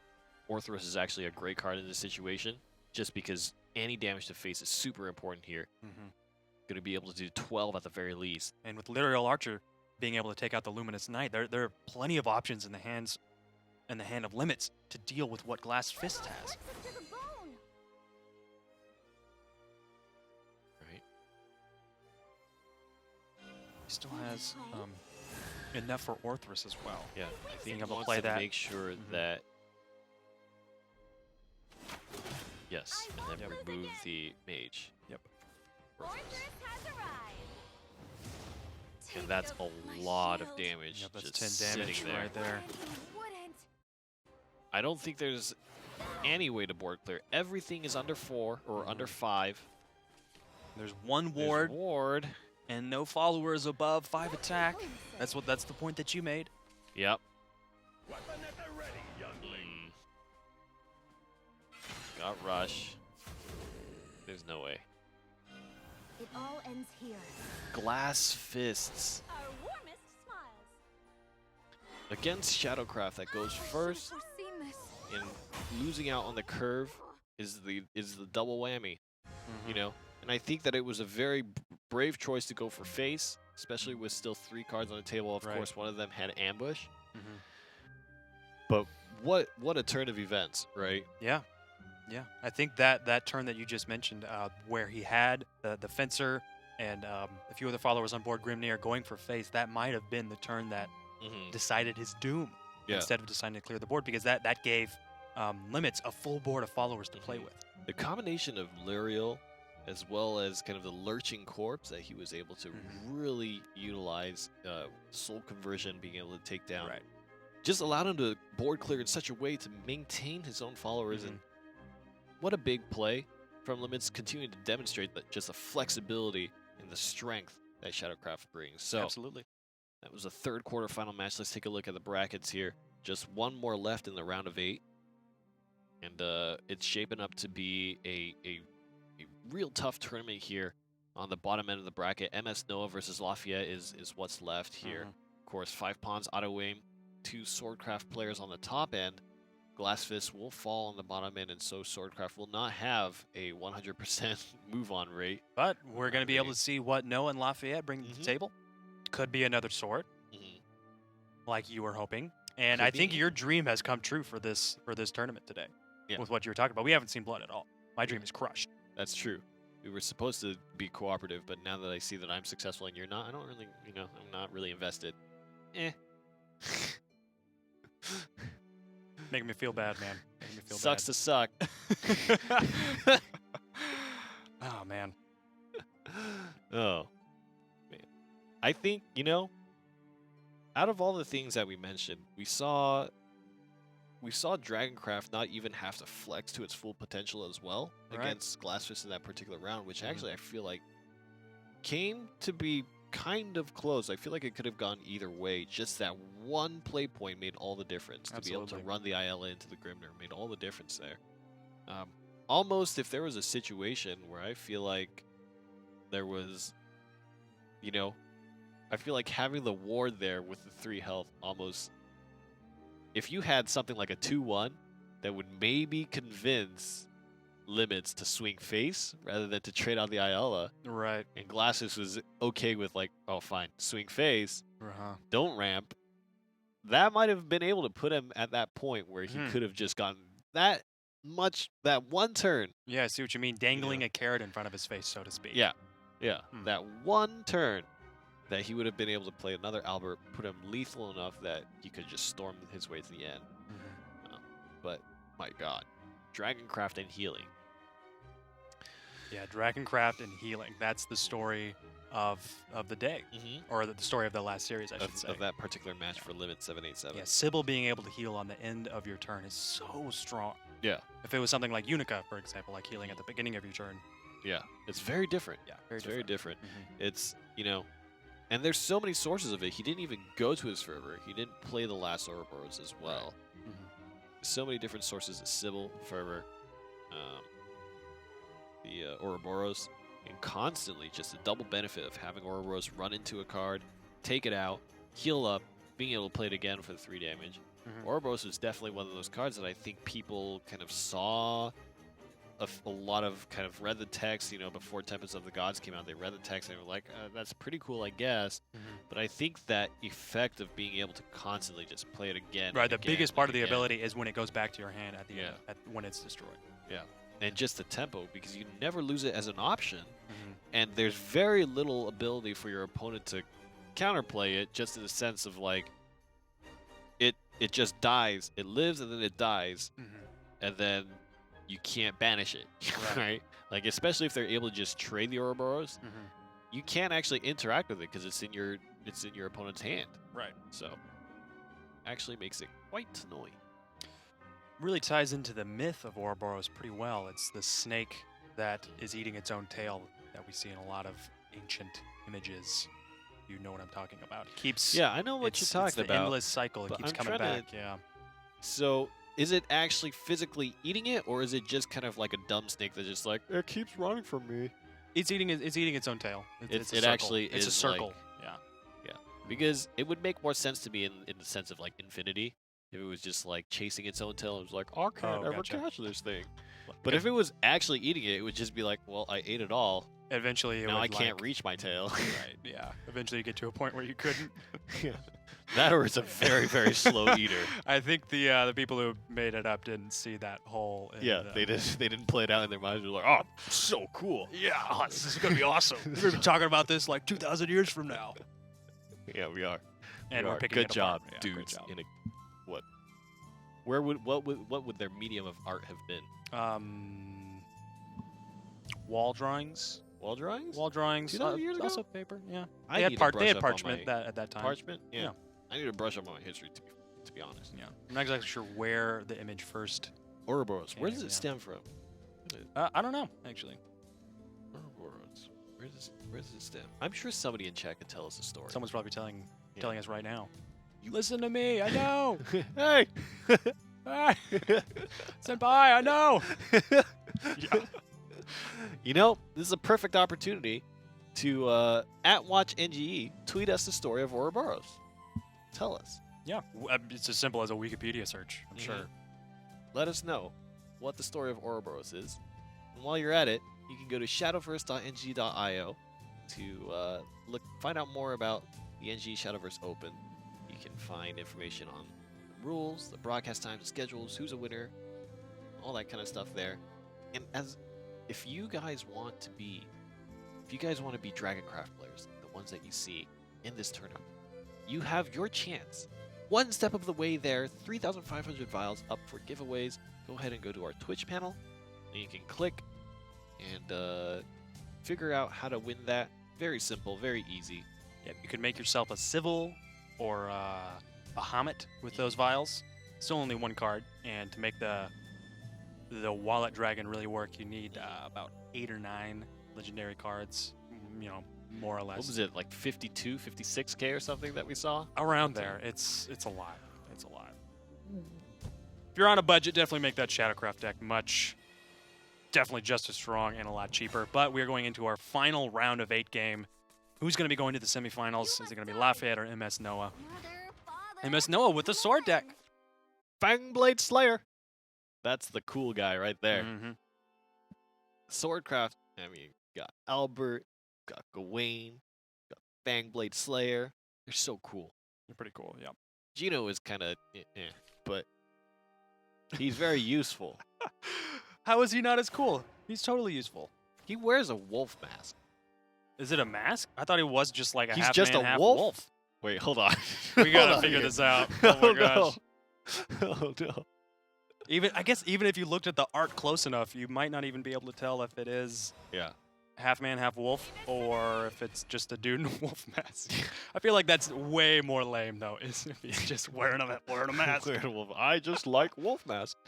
So here for Lafayette, we have the Skull Beast, we have the Sergeant, well, maybe Shadow Reaper, but I would go with the Sergeant. Mhm. Then you have Catacombs 3, so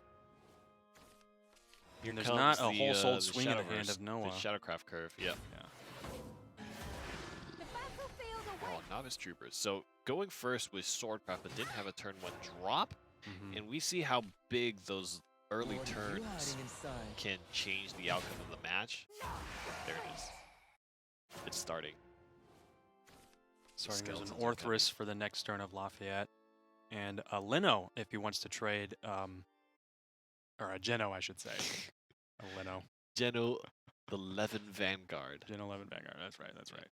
Trading that in Skeleton would be a pretty good turn 4 play, considering he went first and doesn't have an evolve point this turn. And that's an Albert next turn to go for face if he wants to do that. Evolve. Oh, 2. But now the Orthrus is going to get some great value. Either way, it's going to take out one of those followers. We'll see what the chance is going to be. Oh! We together Got the one on the forever. horse. The Orthrus was trying to style. Hey, look at what this trick shot. Get Check the moving this out. target. Yeah. Meanwhile, Which Geno's card? just sitting Some there. card says that. Check this out. Who says that? Check this out. I don't Check know. this out. That's I've heard it before. Was it like a million is times. it one of the Forestcraft cards, like one of the really annoying? I think you might be right.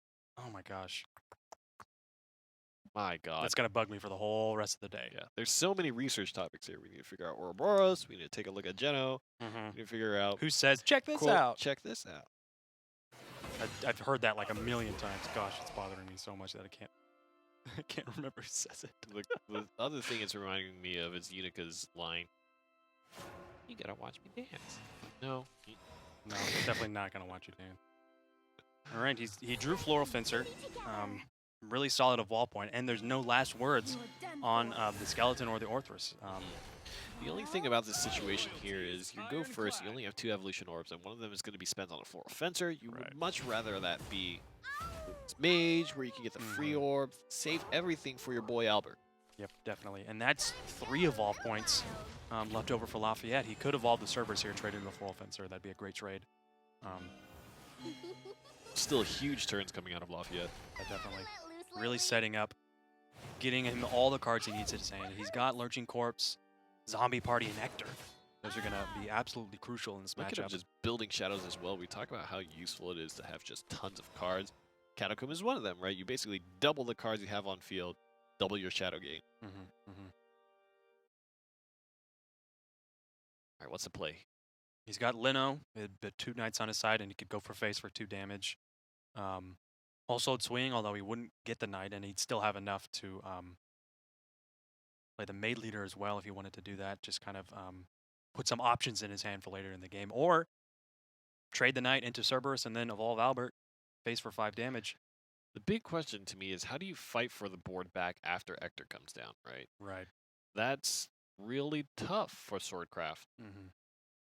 Especially if you're having to trade in your cards beforehand. There it is. Your service. 2 knights, so 3 cards here. And another Ector in the hand of Lafayette. He's got 9 shadows to play with on the next turn when that card could possibly come out of the daylight and show its face. Party. My armor's been pierced.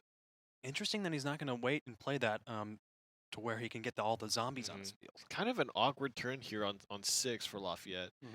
Would have imagined that there would have wanted much better options here. Didn't want to spend either the Coco or the Mimi, so that's going to leave 2 on the board. And Noah's been sitting at 20 health for this whole game.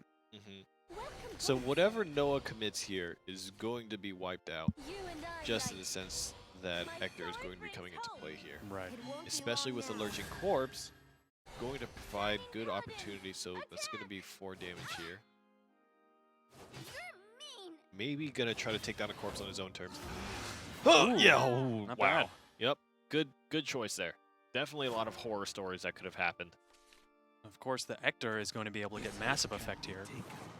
When the zombies destroy the other followers, they all, 2 of them have more than 2 attack, which is going to destroy 2 zombies, giving the Shadow Reaper even more attack points.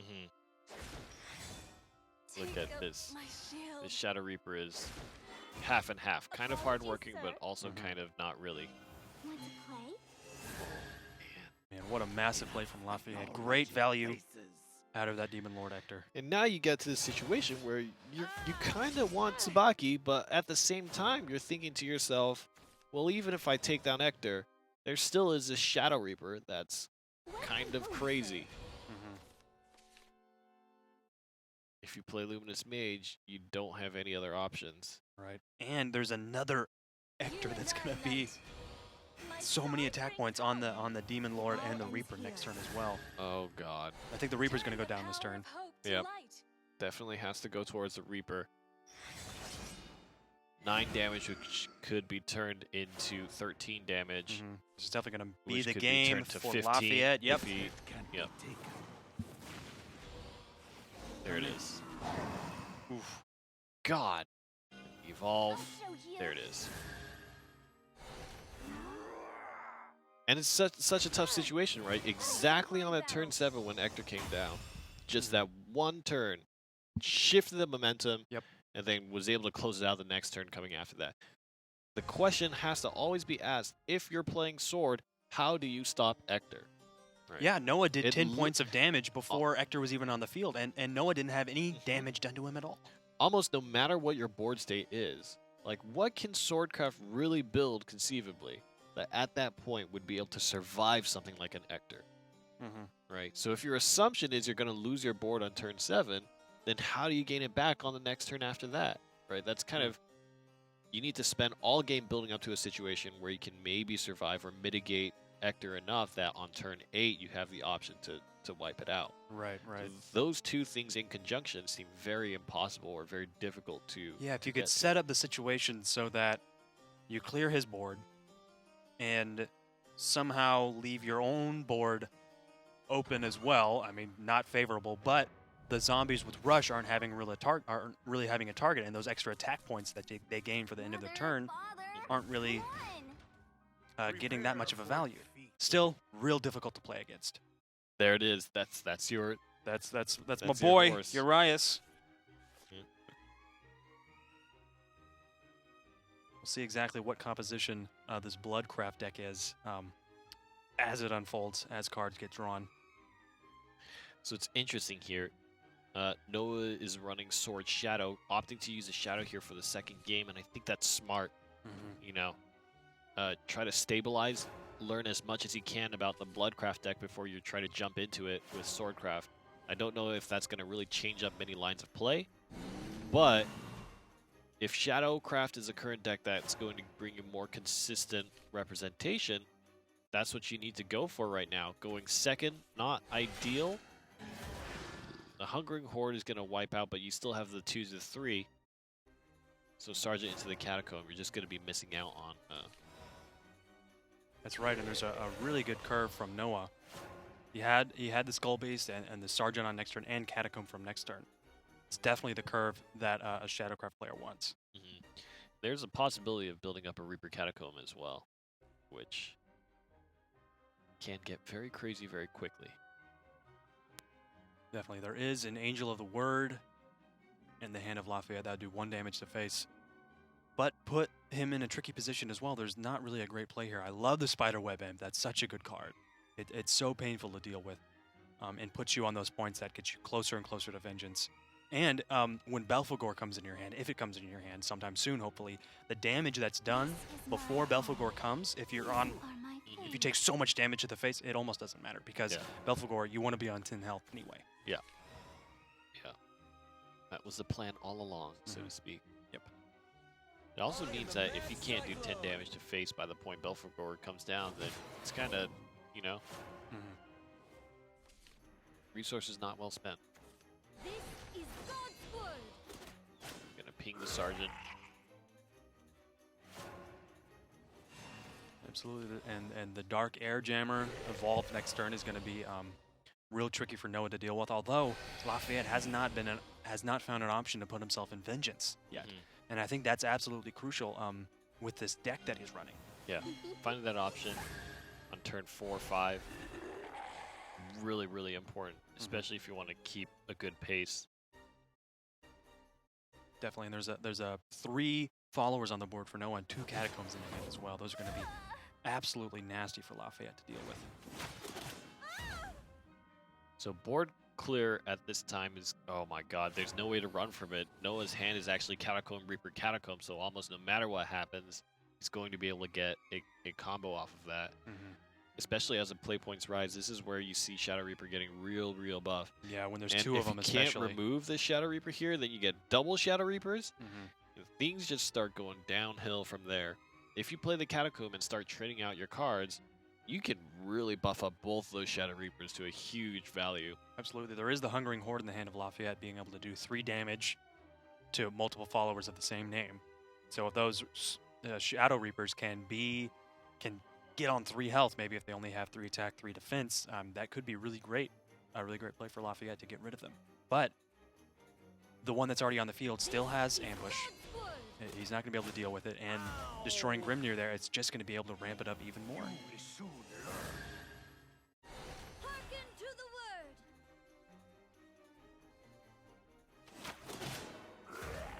Let's see what this draw is going to be from Noah. It's going to be Cerberus, great card for turn 5. He's going to play the second Shadow Reaper. Shadow Reaper, yeah.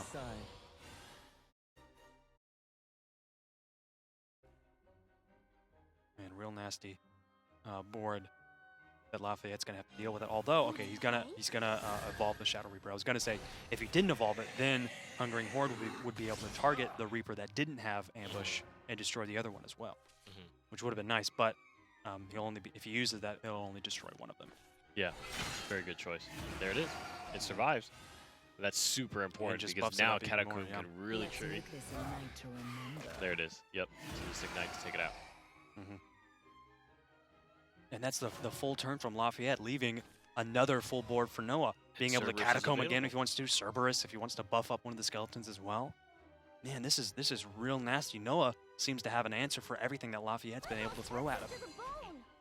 Gonna go for Luriel Catacomb, perhaps? What are you hiding inside? Just continuing to extend the lead here, and it's gonna be fine because on the next turn he can play Cerberus and both Coco or Mimi. And that puts Lafayette in vengeance. Dark Air Jammer and the Dark General and Diabolic Drain all have their enhanced abilities. Baphomet, ooh. The bones embrace Interesting choice to have Dark Air Jammer and Baphomet in the same deck as well. Typically, Baphomet's used with the Azazel OTK combo. But with when you have Air Jammer in your deck, you run the risk of summoning Baphomet, and it doesn't activate its ability. It's just a 2/1 follower that you get. Typically, if you have Air Jammer, it's really great when you have Imp, Blood Wolf, and Urius, because those are 2-cost followers that still get their abilities when they're summoned. That's the nail in the coffin here. Yeah, definitely. Cerberus gonna come down 4+4 from Coco and Mimi. And there it is. Noah's gonna be able to take the win here. And this is Slamming the down Coco and Mimi. This is the second time. Oh my god, and Coco even for the killing blow. Like their boxing gloves, man. That's going to be just the right amount of damage that Noah needs. The second time today, Coco and Mimi have brought glory to their That's right, that's right. to the players here running them. So we have Coco coming in for the win. Look at him. How furious is this guy? He's pretty furious. I feel like He's Coco angry. is like real, like, oh no, what's happening? Like real sad. As soon as you did that, I was just like, oh no, it's so cheesy. Oh my gosh, it's so great. Oh my gosh. I like it. They're actually like, these things are actually movable. Oh yeah, they're mitts. They're boxing gloves, pretty much. Cushy, cute, cuddly boxing gloves. One day we should start the Shadowverse open and we should just be under the desks with these on our hands, and Coco and Mimi should And just give a little puppet show. yeah, we'll cast it as a puppet. Ooh, that's Belphegor in the opening hand for Lafayette. Really great. And Spiderweb Imp as well. That's the curve that this blood deck needs. So this was a situation that Noah basically had to push himself into, right? Didn't want to run Sword again. Wanted to kind of stabilize, take a win off the series, but now he has to face his fears. As per Conquest format, you need to win with both of your decks to move on. That's So right, that's right. he's earned his win on the Shadowcraft deck off of the back of Cerberus, but now he needs to prove himself with Erica leading the charge. There's Oh, a succubus on turn Look at 3 that for card, Lafayette, man! Yeah. 1/4. How are you going to do 4 damage? Nice and slow. It's such a pain to deal with, even if you have a 2/2 follower, which is typical for a 2-cost.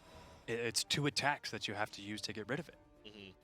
Full sold into the Luriel, perhaps? No, gonna go for Novice Trooper. Gonna throw both of them to turn them both into 2/1s. Right, getting that ward off the field, really nice. But now the Belphegor is going to come out for Lafayette. Oh, no, he's going to play the Spiderweb Imp, get that extra ward on the field as well. I guess he wants to do it. It makes sense. He wants to do as much damage to himself as possible Yeah. um, And before the Succubus will Belphegor comes out. continue to ping as well for Yep. free, so he can get the double benefit of board control as well as doing damage to the leader. Right, as long as Urias' health stays less than Erica's, My loyalty is Um, ironclad. then the Succubus will continue to do ping. damage. And then, of course, we all know that once you get to 10, that's kind of the goal health level for Lafayette, so not really too worried here. There it is, Succubus is gone, of course, but Swordcraft already down to 15. Diabolic Drain would bring him up to 12 health, taking him out of Vengeance, of course, but it would be able to get rid of the Floral Fencer, the exact 4 amount of damage that it needs. And I think he's going to go for that. But then, of course, next turn, he could do 2 damage to himself as well with the Imp, putting him back in Vengeance. I love that play. just dancing in and out, and that's really what you have to do, especially against Swordcraft, because you really want to be careful of any kind of like weird storm play that could just reach a little too far. That's kind of the real difficulty. Right, definitely the suicide deck, as it's been called, being played out really well here So against Sword. it's also a really dangerous situation here because Lafayette is holding on to Laura, giving Storm to whatever card in Vengeance. Could be a Soul Dealer, an evolved Soul Dealer with Storm dealing 8 damage to face right then and there on turn 7. If he draws it, I don't even know if he has it in his deck. We'll see if he's able to pull that off. There's a lot of reach for Lafayette. Yeah. And we saw that in the last game. He's got Dark General. He could have a lot of other followers with Ward that Bloodcraft has. Give it to me again. Back trade pretty well into the night. What's concerning to me is there's not the big impact that I think Bloodcraft would like at this point to close out the game. And as you get towards the later play points, it starts getting a little bit more tough because Albert on double swing, right? 10 health is Vengeance, double swing with Evolve does 10. Right, and he's slowly running out of Spiderweb imps. That's not many wards left that he has to play with. I mean, I think this is the last one. Loyalty is ironclad. I think you're right. Yeah, he As still could much have as he still could have the Soul Dealer in his deck. That's a pretty potent ward. Airjammer is going to dump a lot of cards as well, and he's got Storm on the Dark General. Oh, Two double Blood Wolves. Wolves. Nice. That's real good. So he's got 7 damage if he wants to evolve one of the wolves here. Let's see how he's going to allocate these points. Right. But that is a pretty beefy board on the side of Noah. There's Could be the Airjammer to evolve, and then cleaning up the board with what you can. Yep. He could very easily clear the board. The 2 wolves and the bat would die. The bat trading into the night, one of the wolves into the night as well. Witness the power. I think that's the path that's going to be taken here. Question is, how much face damage do you want, right? With Alwida's coming down the line, I think it's a little risky to just keep going for face. But Right. if you get him low enough, then you can reach past the ward, which would be really strong. Lafayette might be thinking that he doesn't have Alwida's in hand because he didn't play it on turn 6. So, I mean, yeah, you obviously can play it on turn 7, but, you know, it gets its most value when you play it on turn 6. Yeah. But he still is clearing the board quite effectively while ramping up his own board as well. That's going to be some nasty followers that Noah's going to have to chew through on this turn. He drew his second Alwida's. We'll see if Noah elects to play it this turn. He could Geno, but the Alwida's is going to be the turn. Still Now- keeping Lafayette at 10. Yeah, now that Pirate has got to be real nasty for those bats to chew through. Those little tiny bats. So there's 2 things that could happen here. Fangblade coming in can remove a big card and do 5 damage to face. Right. Which would very make- well could happen if Lafayette plays Sadistic Knight this turn. He gets a Dominator on the field. So we'll see. We'll see if that's what Lafayette elects to do. There is the Alwida's Command and the Veteran Lancer next turn as well. Let's make this a night to remember. Sadistic Knight, oh my god. Your Lowering your health level anymore. You wouldn't. Okay, how big that card is. Oh my god. That could be 5 damage right from the Fangblade Slayer. But then that would be the Dark General next turn going for face for another 4 5, damage. 6. Yep. It depends on the top deck, I think. There could be a situation, perhaps, where the top deck will bring a card that can be Storm to reach for further, but Right. I feel like Lafayette needs to end in 2 turns, I think. Yeah, I think you're right. Definitely. And it doesn't look like they quite have the option. Maybe. Getting the wards would be nice. The double wards from the Fangblade- Veteran Lancer and Alwida's. So the question is, you need to remove the 6/6, so I think Fangblade is the go-to turn here. Yep. You evolve it is going to allow you to continuously swing for followers. or you save your Evolve for an Alwida's play on the second turn, which I think is probably the safer option. Right. That's exactly 5 damage that he's got now. Evolved So Viking he's would do got- the trick. He already pulled 2 Blood Wolves, right? He doesn't So have if any he wards Air Jammer- either. If he plays Air Jammer, pulls 1 Blood Wolf, that's 2, 3, 4. If he plays Rush on his... No, not quite. Does draw 1 Blood Wolf here. Be able to take down the Fangblade, which I would definitely recommend because Evolve and Fangblade would kill you. Mm-hmm. But if there's an Albert top deck as well... That was fun for a change. But the Evolved Alwidas, that's gonna end the game right there. Yeah, that's true. There's anything. Yeah, I don't think Lafayette's really got a solid answer for this. He's gonna do some my damage to face. It was so So close. close. Alwida's Wow. is just perfect.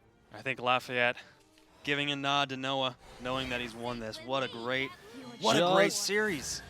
Just perfect. What we like. Man, Noah's Shadow and his Sword deck were able to beat out Lafayette's Blood deck. Oh man. Oh, I love the Blood deck so much. Lafayette, I feel for you, man. So 3 Swordcraft decks in the semifinal, and the 1 Bloodcraft deck did Yep, make it. Did make it. But it made it all the way to the top 8. How Mhm. great is that? It's actually really nice to see that that these decks are making it so far into the tournament, and it's certainly interesting to see how successful they've been. I think that was a perfect example of just you have a lot of pieces to the puzzle, right? And Right. the Storm is quite there, but when you're going head to head in terms of Storm damage and kind of damage to face, Swordcraft kind of edged out Bloodcraft just by that little amount. Mhm. I think that not being able to end the game before that turn 8 area happened just really started hurting because then Swordcraft gets so much value. Yeah, out you were of right. its You card. called it. You said if he needs to end the game in the next 3 turns. If he doesn't, Swordcraft is going to have the upper hand, and that's exactly what happened. All right, whew, what a quarterfinal. So many Mhm. interesting games. Let's take a look at the final bracket here, moving into the semis. And see where we're at. EXG 5 Pawns against Auto Aim, and both of them will be running Swordcraft decks, and their alternate decks as well are going to be Shadow. So I feel like that's a lot of what we're going to see. Limit 787 is going to be running Dragon Shadow, and he's going up against Manasurge's Noah, who is also running Sword Shadow. So we have 3 players in the finals running Sword Shadow. And only 1 Dragoncraft deck Mhm. in the semifinals. How interesting is that? Yeah. We What is saw in the this like? JCG that Shadowcraft had the highest, a much higher play rate than Dragoncraft did. But I expected to see a lot more Dragoncraft. I'll Mhm. tell you that for sure. So we have come to that time where we're at the midpoint of the tournament, about to head into the final moments here. Before we do so, I would like for you, while at home, to know that you can visit shadowverse.nge.io to get more information about the tournament, broadcast the schedule, the results. You can also go to @WatchNGE on Twitter. Make sure you tell us, what is the story of Ouroboros? Is Geno a dude with a wolf mask, or is if he's a dude with a wolf head? And who says, hey, check this out? Check this out. All right, you can tell us all of that. Make sure you go to the Twitch panel and join the giveaways. Win 3,500 vials to get yourself a nice legendary card. And oh my god, I can't wait to get into the semis. When we come back, we'll have Mofu talking to us a little bit about what we've seen in the tournament so far, how that's been different than what we expected. So with that, we'll take a little bit of a break, and when we come back, more NGE Shadowverse Open.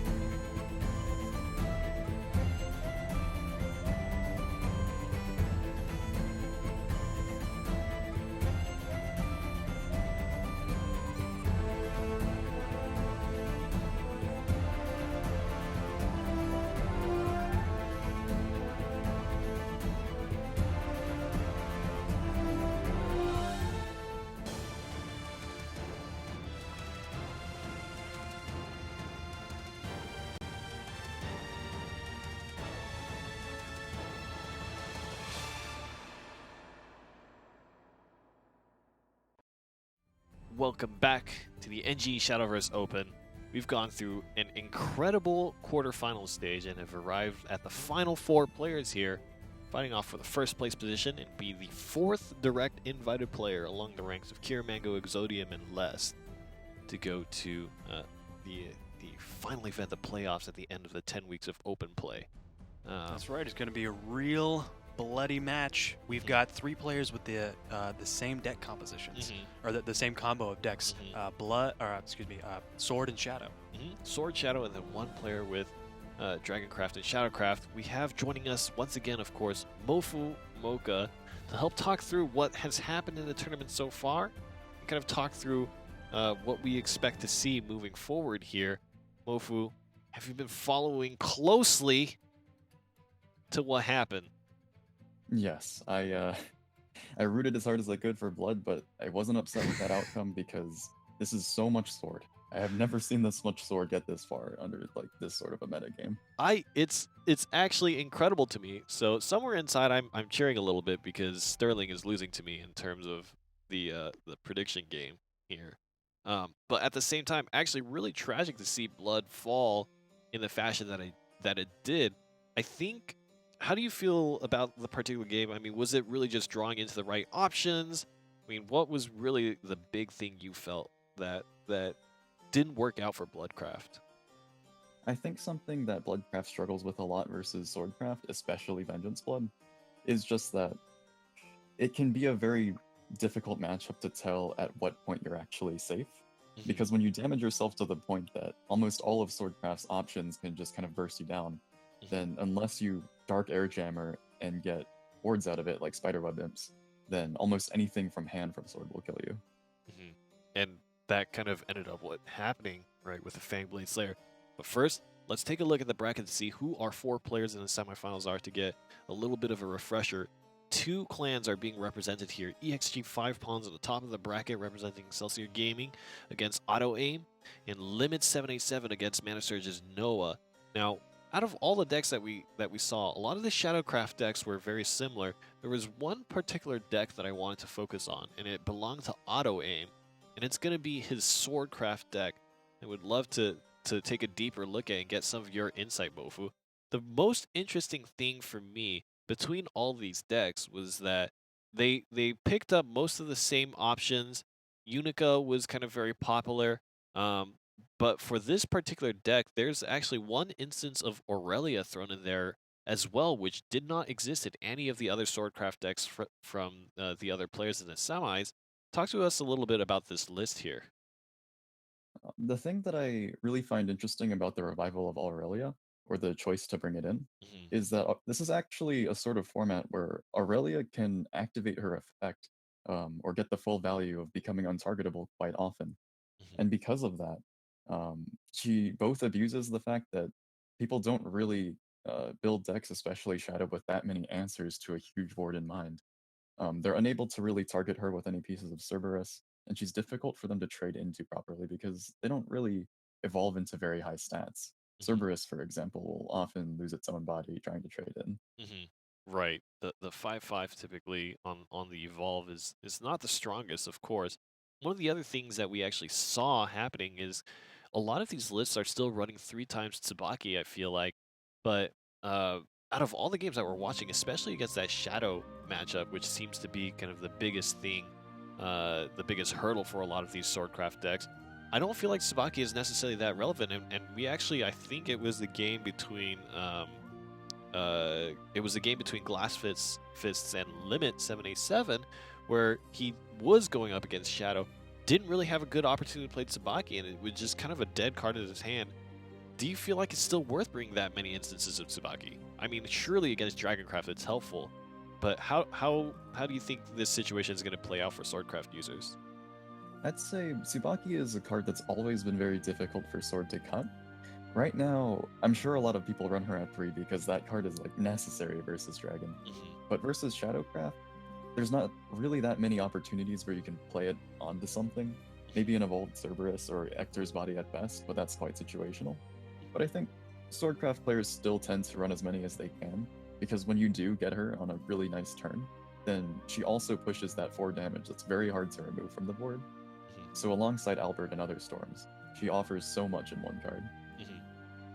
So we find ourselves in this position, Sterling and Mofu, where there's 3 people all running Sword Shadow, and there's 1 person running Dragon Shadowcraft. So if you were a betting man, would you say that Limits is going to be the one to win the tournament? Sterling, kick us off. What do you think? Who do you think is going to win it? Considering that the Dragon deck is going up against the Shadow Sword matchup, I think, like you were saying, Tsubaki is going to be absolutely crucial in that matchup if the Sword and the Dragon deck meet against each other. So we'll see if the Tsubaki is able to really get the most value out of its ability by being able to destroy Bahamut if that comes on the field, for example. What do you think, Mofu? Oof, it's a tough one because I feel like of all the rogue classes that tend to kind of struggle to figure out what they want to do versus Dragon, Sword has the most clear game plan, and alongside cards like Tsubaki and Fangblade Slayer, they can probably cheese that matchup out really well with the combination of a good curve and drawing well into their answers later on. So I'm hoping to see some victory from Sword here. Well, it certainly seems like we're slated to have that happen in the semis of the NGE Shadowverse Open. One final question, because I feel like we're certainly going to see this. Swordcraft mirrors. Talk to us a little bit about how that will play out in this tournament here between these 3 players who are very likely to, if not, we're going to see it perhaps in the first semi, but again, maybe in the finals. What does the Swordcraft mirror matchup look like? What are these players really looking to do to secure that tournament win? Swordcraft mirrors, especially with how much the class now has to tech versus other classes, can usually come down to a lot of difficult circumstances, in that it's a class that has different advantages going first and second. Going second is very strong in being able to get that Floral Fencer out early, but going first and just being on the play until the Floral Fencer kind of evens it out. So it's a big question of both swords want to have the board at all times, and it's like whichever player manages to keep a hold of it the entire time tends to come out on top, which is why I am really interested in Auto Aim bringing in Aurelia, because Aurelia is a monster in that mirror match. Very interesting, and that one card was the huge kind of unique factor out of all of the decks. So with that, we're going to be quickly heading back into the tournament here in the round of 4. Mofu, so far your experience with the 4th Shadowverse Open, have you been enjoying your experience, and what would you like to see kind of moving forward as a result of this tournament's outcome? I've been enjoying watching it so far, and I think something I like seeing a lot is that I've gotten to kind of take a look at the sort of discussions that are happening around the circles that all of the players that are from teams have been sort of saying, and that there's a lot of support for the players who have made it this far, especially Auto Aim, 5 Pawns, and Noah, each playing for their individual teams, but they're also their only representatives who have a chance at getting to the playoffs in this tournament right now. Yeah, that's super interesting as well. Seeing all these teams make it so far into the tournament, it's a grueling, tough format. To see them consistently come back and keep working at it is actually really quite inspiring. So, Mofumoka, thank you once again for your insights, and we'll be jumping into the first match of the semis shortly. And until then, we can only speculate what the results of the finals are going to be. One thing's for sure, we are 100% going to see Swordcraft in the finals. That's true, because there's no possible way. Swordcraft would not be in the finals. Yeah.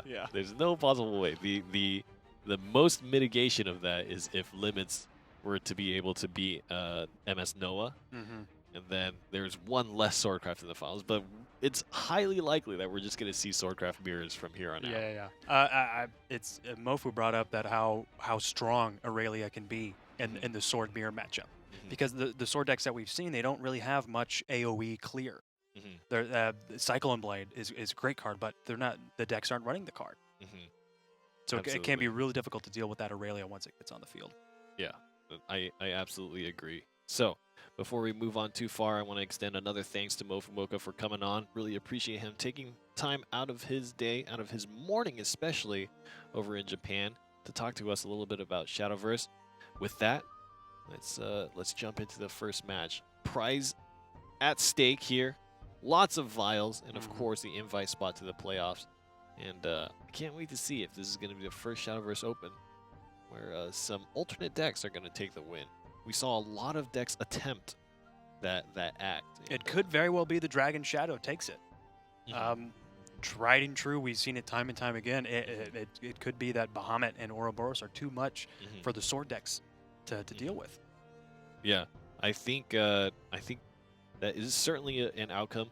We have seen Swordcraft just run down Dragoncraft decks and aggro them to doom, but whether that happens, I'm not sure. Limit only has 2 more rounds to go, this in the finals. Before then, let's take a look at, of course, how you can participate. Shadowverse.nge.io if you want to read up on the rules, the schedule, the broadcast, who the previous winners are, all of that stuff on the website. Of course, as well, at WatchNGE. I wonder if people have been tweeting. I didn't get the opportunity to kind of check and see, but I'm really curious to know. I really hope they did, because I would love to see what they have to say about the topics that we've thrown down for social media at WatchNGE. And of course, giveaway. Make sure you guys enter. You'll find more information in the Twitch panels. And go ahead, do that. Yeah, I wonder if anyone has crafted a Deepwood Anomaly since we talked about it, just to see what that. It's a great card. Every Forest Craft deck is playing it right now. You should definitely craft it. It's a cool card. It looks so cool. Yeah. Fortunately, we're not going to see it in this matchup.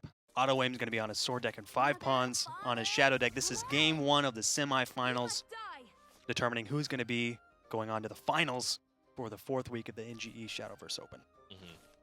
Players are thinking a little bit about their mulligan here before they kick off Shadow versus Sword. Really great start from Otto Aim. He's going second, and he's got the Taji and Unica on the next turn as well, and a Luminous Mage in his hand as well. And a pretty decent curve from 5 pawns as well. He's going to have the Catacomb being able to give a buff to at least one other follower, which is going to be real tricky, especially considering the Sergeant can now trade into the Lancer as well, giving 2 followers on the board for 5 pawns. Got ourselves in a turn 3 situation where Catacomb is installed and there's a second one waiting in the wings. And now 5 pawns has been put in a difficult position. He couldn't go for face because of the Unica. He might as well have just attacked into it and given it 1 health. And that gave Otto Aim the great opportunity. And now he's got 2 attack plus the Evolved Floral Fencer. What a great curve. Evolved Floral Fencer, and of course, going second, not super great against Shadowcraft, but those extra Evolve points means that you can spend to kind of gain tempo back, and so now you have a huge Floral Fencer on the board. Cerberus to try to rectify that situation on 5. The Evolve is going to leave Cerberus at 1 if he trades into the Floral Fencer itself. Yeah, it's a great trade. Evolved Ouroboros into Evolved Floral Fencer. We saw it earlier today.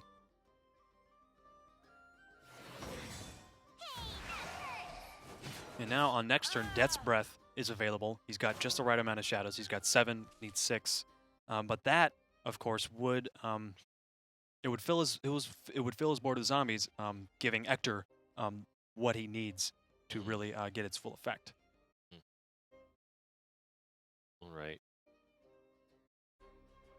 What is the play in hand? Luminous Mage looking real good, but Also, swing. That Cerberus is a real juicy target.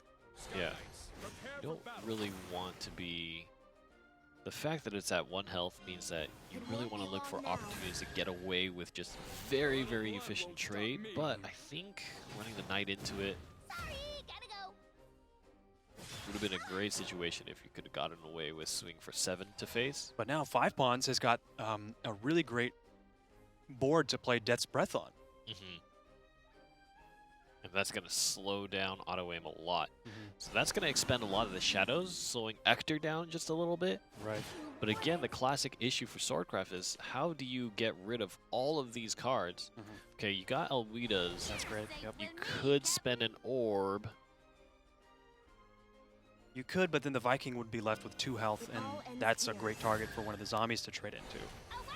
He's going to use the Evolve point to get the extra points of health on the ward. I like that move. trading in. Albert for 1. So now he's going to have to spin the skeleton and the zombie next turn The Viking there, yeah. to trade into the Viking. Pushes 5 pawns up to 6 shadows.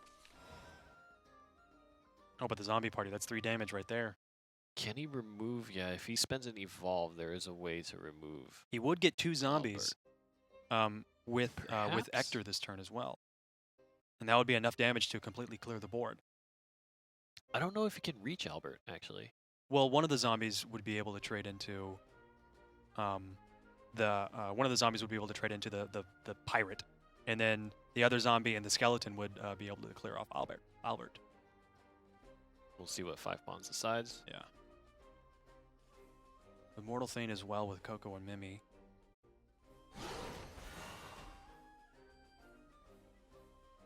Yeah, trading the Lurching Corpse evolved into the pirate. Of course, it kills the pirate, 3 attack, and then it kills Albert. Yeah, really great play from 5 pawns. Yeah. I love that. Swing into the ward, of course. So this is the end. Keeping Ector and Immortal Thane in his hand, as well as Coco and Mimi. He's going to use Coco, get that extra 3 damage. Auto Aim sitting at 16 health. So we see ourselves once again in a situation where, despite Auto Aim's expenditure of evolution orbs, he's still having to fight really hard for board state. The Luminous Mage comes at a very fortuitous time. And I think having another Luminous Mage waiting in the wings as well as the Tsubaki could handle the Ector in a very clean fashion. Right, especially Wow, so many zombie parties. considering that 5 pawns doesn't have any more evolve points left. So Ector is really the only target in his deck that Tsubaki is really going to be able to use to have any effect against. Take up my shield. Take 6 damage to face. So strong. It's the pits for you. I won't Also lose gonna spend again. Mimi. Now Tsubaki can drop. Take my blade of resentment. He's also got Veteran Lancer. yep, for another Which is ward this turn. Great to spend exactly 8 play points here. And a strong turn. So we're in a situation here where you're going to get to the enhanced turn. You can do 10 damage if you swing with Tsubaki and Albert. But you're out of evolution orbs. And if you had gotten to this point with an extra orb remaining, then the story would be very different. Right. Yeah, there's no wards in the hand of 5 pawns. He does have the Immortal Thane. The White King would be great against Albert, but Albert on turn 9 is going to be coming out next turn most likely. The question is, how worth it is it to swing for face, put them at 1, and threaten a Fangblade Slayer? You know. Upon you.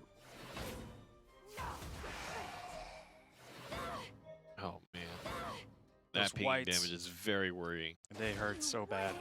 Yeah, it's tough. I think board clear is definitely the necessity here now. Does Auto Aim have what he needs to effectively clear the board? So He Albert has, can take 2, Right. and Tsubaki can take 1. But that's yeah. You know, you might want to use Albert to clear off the whites first, so that they do the minimum amount of damage. And Tsubaki could trade into the zombie, but There's no way. that leaves the White King on the field There's as well. And with yeah. Orthrus next turn, that would give the White King 6 attack. Exactly Yeah. what 5 pawns needs. I think Auto Aim has backed himself into a corner here. Yeah, I think you might be right. And there were a few options. I mean, we talked about things like Aurelia as well. With Shadowcraft flooding so many followers on the board, that 1 drop of Aurelia would have been really handy. Especially considering how many things like zombie parties were drawn, right? Right. Yeah, Aurelia would have had great effect against the zombie parties. Maybe he should have been running more than 1 Aurelia instead of the 1 that he did have. To be fair, Tsubaki was able to clear out the Ector, but now the 4 damage isn't enough to reach the Welcome home, sir. Thane. You and I, knight. My sword brings hope.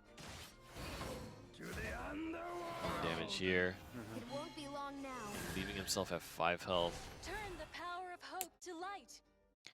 Yep, not a Yeah. perfect play either way. Auto Aim. An exemplar There it is. 5 pawns will take the first game here. And Ottaway finds himself in an awkward spot. So now he either has to play Swordcraft Mirrors, or he has to fight Sword with Shadow. And that could be exactly the spot that Ottaway wants to be in. Hopefully getting that Aurelia and getting really great effect out of the card. That really is kind of the big differentiation between his Swordcraft deck and all the others. Right. And maybe the way that he can push ahead. But it's a tiny variation because there's only one in the deck and he didn't even draw it that game. And so a lot of it is up to chance, and being down 1 game is You must die. not Mother, the ideal father, situation. Come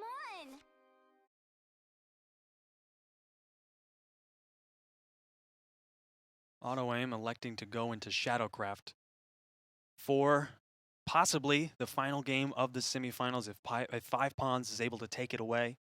5 pawns sitting at a really great curve. He might not even have to mulligan. He's got the Taji, Unica, and the Trooper. Really great 1, 2, 3 right out of the gate. Let's see. Oh, he's got the Maid Leader as well. Another great option for the second play orb. See what this draw is for Auto-aim. It could be, it's another Skull Beast and Zombie Party. Still, good low-cost cards. Zombie Party is great. We talk about it a lot with reference to how it can fill the board with zombies, which is it's great enhanceability.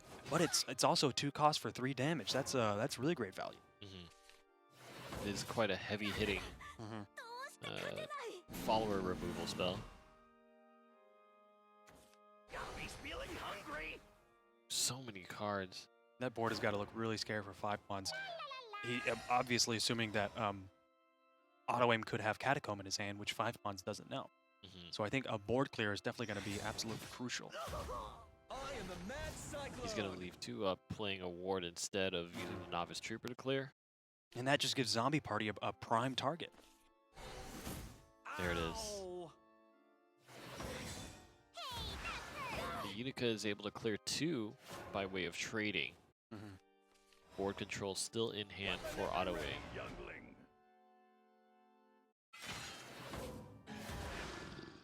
Geno's going to take it back.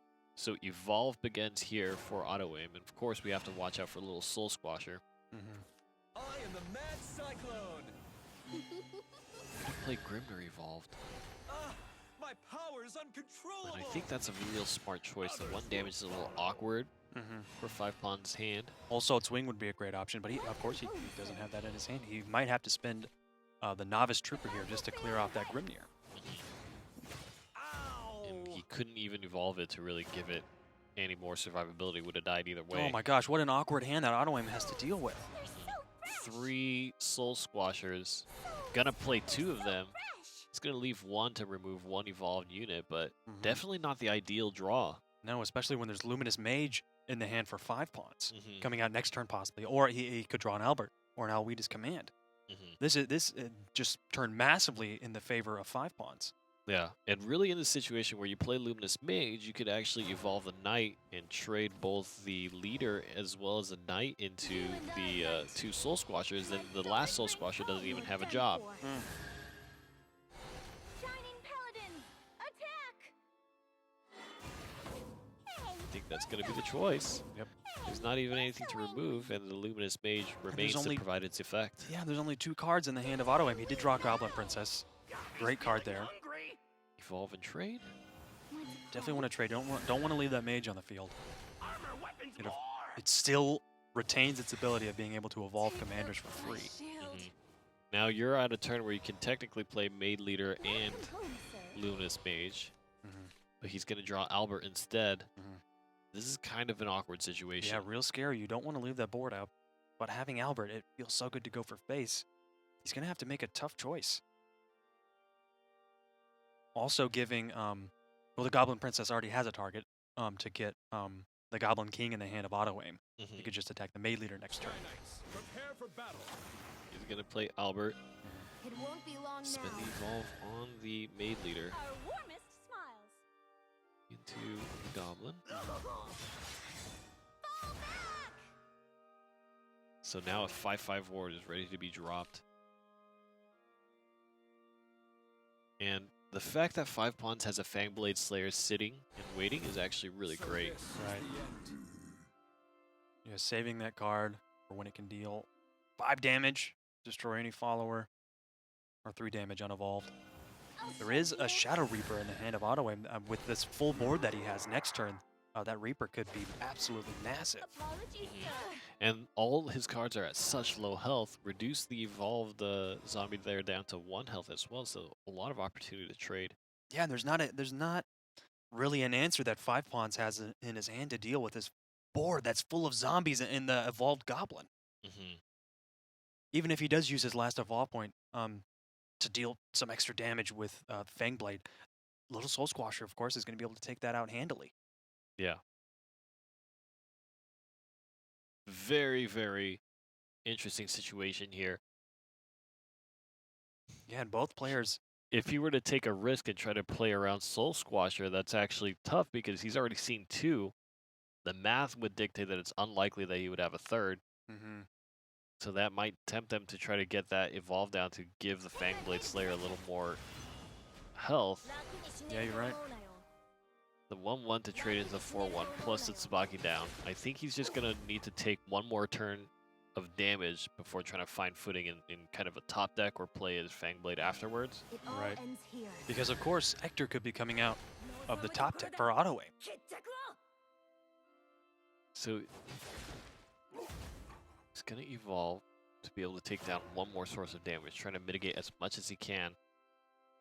And if the Goblin King gets played here, then Fangblade Slayer can actually still get a lot of value just by removing that ward. And I think it's not too bad. Spending the evolve on the Unsheath means that Soul Squasher is not really that relevant anymore, but Death's Breath to set up a good wall. Fangblade, of course, the card that can chew through that wall quite effectively, but getting rid of the wall is just going to be buffing up the Shadow Reaper. Yeah. This card has such a great synergy with this mid-range Shadow deck that we see so much of. So the Shadow Reaper could swing for up to 6 while getting good job done clearing the board. Probably wants to just take out the Tsubaki.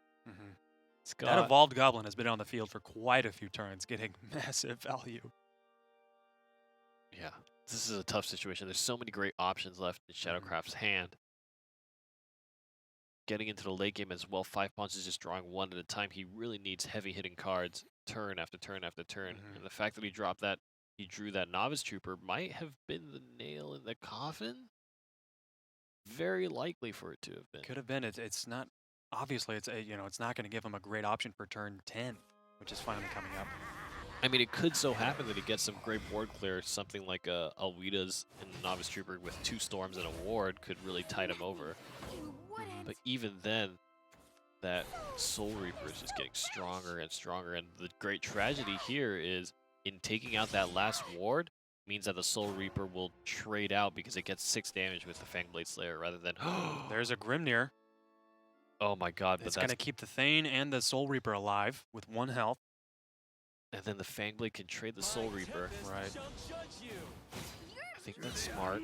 But then there's the Goblin King and the 0-cost white that's going to be in the hand of Ottaway. Real tough Look how strong this guy's going to get. Oh my god.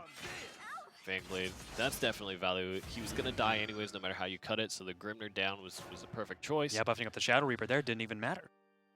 Oh, Kaneko. Now Goblin King and Kaneko can be played on the same turn, but that is going to be... And at 5 health, that's so valuable. Yeah. That's going to be his whole hand if he chooses to do that. I mean, what options, really what downside is there to playing that, right, for auto-aim? Right, you know that your opponent only has 1 card that he hasn't played yet. He drew it a few turns ago, I suppose. So it's tough. It's... Before he just repeatedly draws Grimnirs back to back. Oh my god, and the White King. Man, oh my gosh. Auto-aim could take this. Ugh. Whole soul swing, it looks like... It's not going to be enough. Don't think so. And it looks like auto-aim is going to fight back and take 1-1 here. So it comes down to Swordcraft Mirrors, which we talked a little bit with Mofu about. Swordcraft Mirrors start to get real tricky. Yep. Auto-aim is not quite out of this yet. Will the draw be favorable? Will the Aurelia make a difference? Will the it even players choose to go for control or go for aggro at certain points of the game? Those Yeah. decisions are going to be what decides the fate of this game and who goes to the finals. It really comes down to how you make the read. Do you feel like you have a more aggressive hand than your opponent? Do you feel like you have better late game options? You must die. Stand back. That's I right, have both this players covered. running similar deck compositions. And ironically, having 2 of the same cards on this first mulligan. Ooh. Definitely don't want that Tsubaki this early in the game. So, Luminous Mage, I believe, goes up to 4-5. The only thing is an evolved Albert. But that's real tough as well. I mean, you're not going to regret having Tsubaki, but an evolved Albert typically gains his value right on the turn he's played. Right. So being able to play Tsubaki on your turn is already kind of late, one step behind. There is a floor fencer in the hand for auto aim. He's going second. He's going to get great value out of that. A full board of 3 followers. Keep in mind that auto aim as well is the one that has the Aurelia, so possibly another moment to buy back board space in the middle of the match here. Interesting choice to get rid of the other Taji right there instead of going for face. Another one comes out of the hands of 5 paws. Earns 2 damage in 2 turns. Leave it to me. There is the Trooper in the hand. That'll get rid of the ward. And another 1 bit of damage from that 5 pawns is able to squeeze out of these early turns. And 5 pawns taking a little bit of an early victory here. Really getting the small little advantages. Lots of good chip damage, and now 5 pawns has a floral fencer of his own, of course. Going first, cannot evolve first. I am the Mad Cyclone. And he's going to have to end his turn here, leaving auto aim with a great floral fencer play. Strength and beauty together. Going to be able to trade into the Grimnir, destroy it, and get rid of the Taji as well, while keeping his board full with 4 followers. My loyalty is ironclad. And how that really hurts in this situation is Ow! 5 pawns is not really going to have the flexibility to clear as much as auto aim did, because there's no cards existing on board right now. Right. He does have the Luminous Mage. Strength and beauty together. You are done for. Only guess go you- for the ward. Yeah, he wants to get his board just a little bit fuller, a little bit more full. Ironclad. Ow! Okay, 5. There's a lot of damage on the table here. Yeah. Got 7 with a rush. Could do 12. Could have a ward as well. He wants to play the Lancer. My armor has been pierced.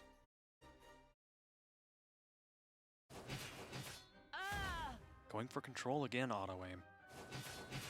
My armor. We'll see if it's able to pay off in the later game. He's keeping a pretty full board, getting really great value out of his cards, attacking multiple times. You and I, knight. My sword brings hope. It won't So be only long one of now. these cards can be eliminated Turn here. The power of hope to light. The good thing is that the Luminous Mage is going to survive with 1. That's definitely very good. Trading into the Jay Leno so that it can't be evolved next turn. The floor fencer has already been evolved. But there's an Alwida in the hands of auto aim as well. Yep. You're safe with me, Captain. It won't be long Going to now. evolve to try to keep that card alive. Away with ye, And I think servant extending dog. the value here is going to be really important. Take up my shield. Absolutely. His face doesn't want to lose either of those cards. And now auto aim is kind of catching up. Ooh, Dance of Death. Real tricky that card. He does have 7 orbs, so he could Dance of Death, Lancer as well, if he wanted to do that. Tsubaki, not the choice in this case. Too bad. He's really saving that for an evolved Albert, if he can, I think, or an evolved Fangblade Slayer. Health level is so important in this race right now, just because of the immediacy that comes with Albert and Fangblade Slayer in turn 8s and turn 9s and beyond. It all ends here. Full clear here, left with the Veteran Lancer. I failed you, my Jarl. There's another opportunity for Geno to show off. Oh man, and drawing into Another Luminous Mage as well. My sword brings hope. It's going to be the mage itself, surviving with 1 health, saving the evolution opportunity for the knight as well if he wants to push like a little bit of face damage. Fangblade would be a great choice in this instance. Being left with 6 health, that's going to be real tough for Auto-Aim to chew through. He's going to have to get rid of his mage and his knight to get rid of that off the field. He's got free evolves. But of course, he does have a Fangblade Slayer of his own and an Albert. So he could set up... If he tries to swing face, he's risking that there's no Albert in hand for 5 pawns. Which I don't think is a choice that you will make in a Swordcraft mirror. No, I definitely don't think that's what You should not assume that Albert is not in hand. What does it mean? He has Storm on the Katana. Could leave Fangblade Slayer up, go for face with Albert, evolved if he wanted to. Oh, it might just be off. He has 1, 5, 8, 10, 12. Oh. Oh my god. Was it the preemptive GG? You are done for. Did I do the... Oh, he gets a buff. Oh, Of he course, I gets a did the buff, of math course. wrong. Yeah. Yeah, we both did. Oh my gosh. Oh my god. Oh my god. That's really off the strength of kind of... Oh no. Yeah, because he had multiple cards. So the big thing is the Luminous Knight only gets 1 extra damage when it evolves. Right. But it has the effect of buffing up the cards aside from you. So if you have multiple cards, it kind of scales, And right? with Albert and Taji with Storm, I mean, that was absolutely the best play that he could have made in that instance. So that basically having those 3 cards available, using the evolve gives you 1 on the card itself, and then you get 3 more. So for that evolve, you got 4 extra damage as opposed to the 2 if you were to evolve any of the other cards. And what a tough situation. I was touting the benefit of evolving the Luminous Mage as opposed to the Knight, saving evolving the Knight for a situation where you can swing face because that additional effect is very unique, right? Obviously, if you evolve the Knight and you trade in and your Knight dies, then you still have the Mage to get the free evolves. But Right, that's exactly what Auto-Aim wanted. He was setting up that play. He knew he had those 2 cards of Storm, and when he drew the Taji, he knew it was over. Yeah. The reach was very, very strong in that instance and didn't even need to get the Enhanced Albert. So that will end the first semifinal here. Let's take a look at the bracket and see. It seems like Auto-Aim will prevail, not off the back of anything other than Luminous Mage. And so we have 1 Swordcraft deck already making it into the finals. Very soon we'll be jumping into Limits versus MS Noah to see if a second Swordcraft deck will make it or if The Swordcraft Dragon will have Shadow. to face Dragon Yeah. Shadow. Which Limits is the only one who's won against Sword Shadow deck.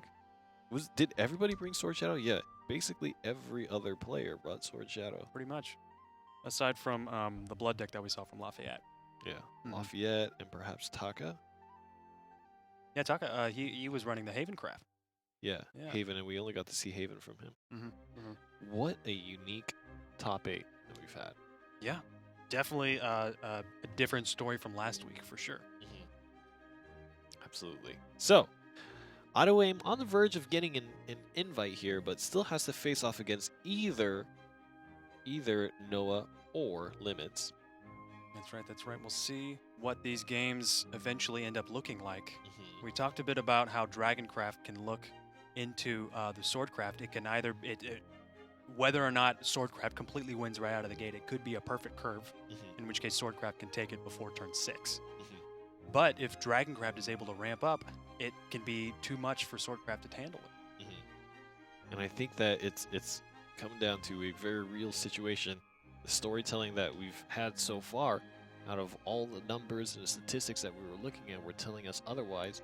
Dragoncraft and Shadowcraft certainly super dominant. Shadowcraft maintaining its dominance. Every single player here, I feel like, brought Shadow. Still don't really know what Taka's alternate deck was, but for everybody else, Shadow was a factor. But Dragoncraft really being thrown to the wayside here.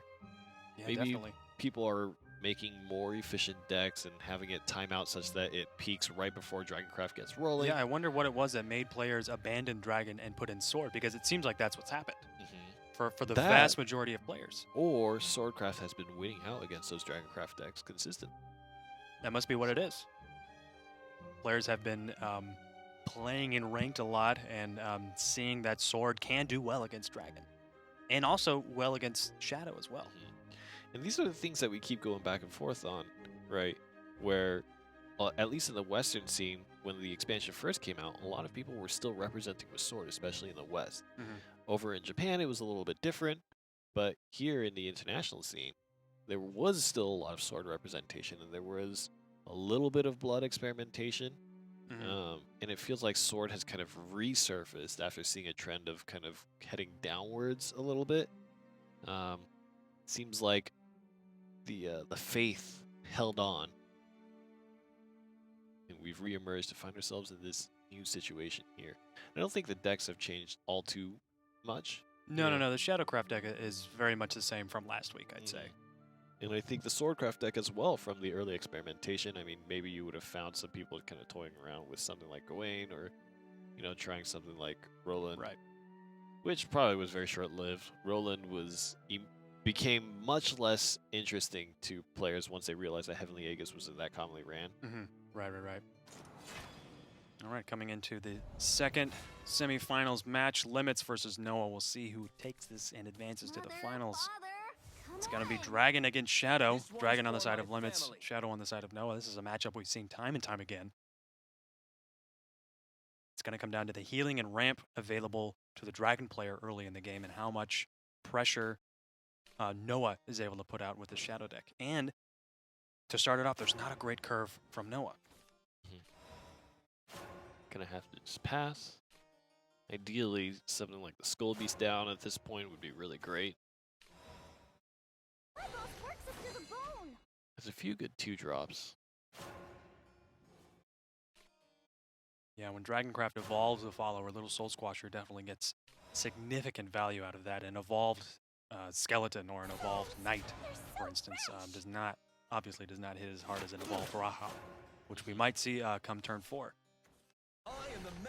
Awkward turns here. Gonna have to play Grimner to try to stop some of this damage. It's gonna be able to stop the damage for sure, but there's a zombie party in the hand for Noah that's definitely gonna be able to clear that off the field. Another 4 damage this turn for Noah. An evolved Rahab could answer it, and there's not enough shadows to really use. Oh, he already played the Soul Squasher, so he's not gonna be able to use that next turn. But there is the Cerberus in the hand as well. That an evolved could clear it off the field. Do another 4 to face, and on the next turn you have a situation where you have both Coco and Mimi. And Noah hasn't even drawn Catacomb yet, and he's still been able to lay on this pressure. Limits is already at 10 health at the 5th orb in the game. I mean, how different would this game have been if you had gotten 1 extra ramp and was able to play Sybil and evolve? Right. And now the Sybil, he's going to get the orb, but he's not going to be able to heal because he won't be an overflow yet. The lack of ramp really hurts. Not great Interesting options. that he's running Uriel in his deck as well. I wonder what amulet he could be hoping to grab with that card. Dragon's Nest. Dragon's Nest, most likely. A dance to make the world blue. Still, I'm not entirely convinced that Uriel is the best card. Certainly not in this situation. It's not the card you want to have. And in Dragoncraft in general, it's tricky. It's tricky. Want to play? It's gonna evolve the Lyriel going for the most damage possible. He's dead. Yeah, he's dead. Yeah. That is a real tragedy. Yep, real quick game from Limits. He was drawing Olivia and Uriel when he needed to be drawing Dragon Oracle and other ramping tools. 3 turns that you drop to a first turn Shadowcraft player is real tough, especially when that Shadowcraft player is able to constantly remove your ward. The zombie party and the Dance of Death as well earns so much damage. And he had the wards that he needed. He had Grimnir, he had Rahab, and Aelia, but he didn't end up playing Aelia. He had the cards that he needed, but Shadow was able to answer it in spectacular fashion. Yeah. And you get to the point where your Sybil can't heal, you can't even really remove that well, and your Sybil doesn't provide you war, the one thing that Sybil doesn't do, right? and you just can't stop the rush down that Noah is putting on. So Noah takes a very early lead against Limits, and Limits is going to go to Dragoncraft against the sword. This could prove fatal. I think he's hoping for the godlike draws. And having Zell and Genesis Dragon in the first hand is definitely not godlike. But we've seen it happen before that Dragoncraft can come and win in this matchup. Yeah. Noah going second, mixed feelings, right? Having to pass the first turn. You really want to be able to get aggressive. The Dragon Oracle is a godsend for Limits. Yeah, going first, you already have the play point advantage. And Dragoncraft, when it's able to ramp, gains even more play point advantage as the game goes on. So this coming turn, he's going to be able to play Rahab. And he's got an Aelia and a Draconic Fervor in the hand as well. That's even more ramp. And the question is, I feel like there's two ways you can go about it, right? Aelia will be the more greedy path, but Rahab, I feel like, limits the options of the Swordcraft player from a strategic point of view, right? And what the Swordcraft player wants to achieve. So it is going to be the Aelia, and this means that the Dragoncraft player is going to take a little bit of damage to the face. There is a lot of healing available to try to patch that up, so unless the pressure is unrelenting and there's no good way to clear, that could end up being very dangerous here. So going up to 6 play points now and 7, which means the next turn will be 8 for Limits. He's going to have Ouroboros next turn if he wants that. And Noah is still only on his 4th play orb. Yeah. Just to get out of control real quick. Definitely did not do enough damage. No, definitely. Limits was able to heal up just a little bit, but with the way that the curve worked out, Limits earning a significant advantage in this game. I think Noah's thinking about whether to evolve. Right. It could be a moot point. Just a 3-3 Taji is not going to mean much to this Ouroboros. It's just going to give him a target. Yeah, and Ouroboros, of course, still has the option to evolve. An attack as well, and that's an absolutely monster that Noah is going to have to deal with. He's not going to evolve the Taji. Oh, he can just drop them because now he has the Olivia in hand. He knows he can just drop those evolve points.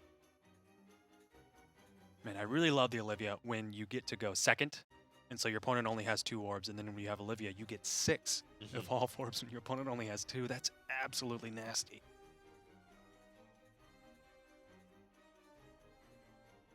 Thinking about his options, he could Rahab. Can't keep relying on you, Dragon. He's going to Aelia and Rahab. Once they get Aelia out of the way, that's essentially Well, a useless Aelia card at this becomes point. much less useful once you hit max play points. I think right now it's still useful just in the sense that you can build yourself up to Zell combos. And now even if an evolved Albert, if that's what he chooses to play, it would chew through the ward here, but that's not much else you're able to do that turn. You're still able only to attack for 1 damage with a Maid Leader. That's not nearly enough damage for your turns. No. You are done for. No, definitely not the amount of damage that Swordcraft would hope to be doing. It might be Limits is able to take this second game. With his second Ouroboros in his hand, he can have 1 on the field and then Zell combo the next on the next turn. Yeah. This is gonna get out of hand That's gonna real be a lot of fast for damage. Noah.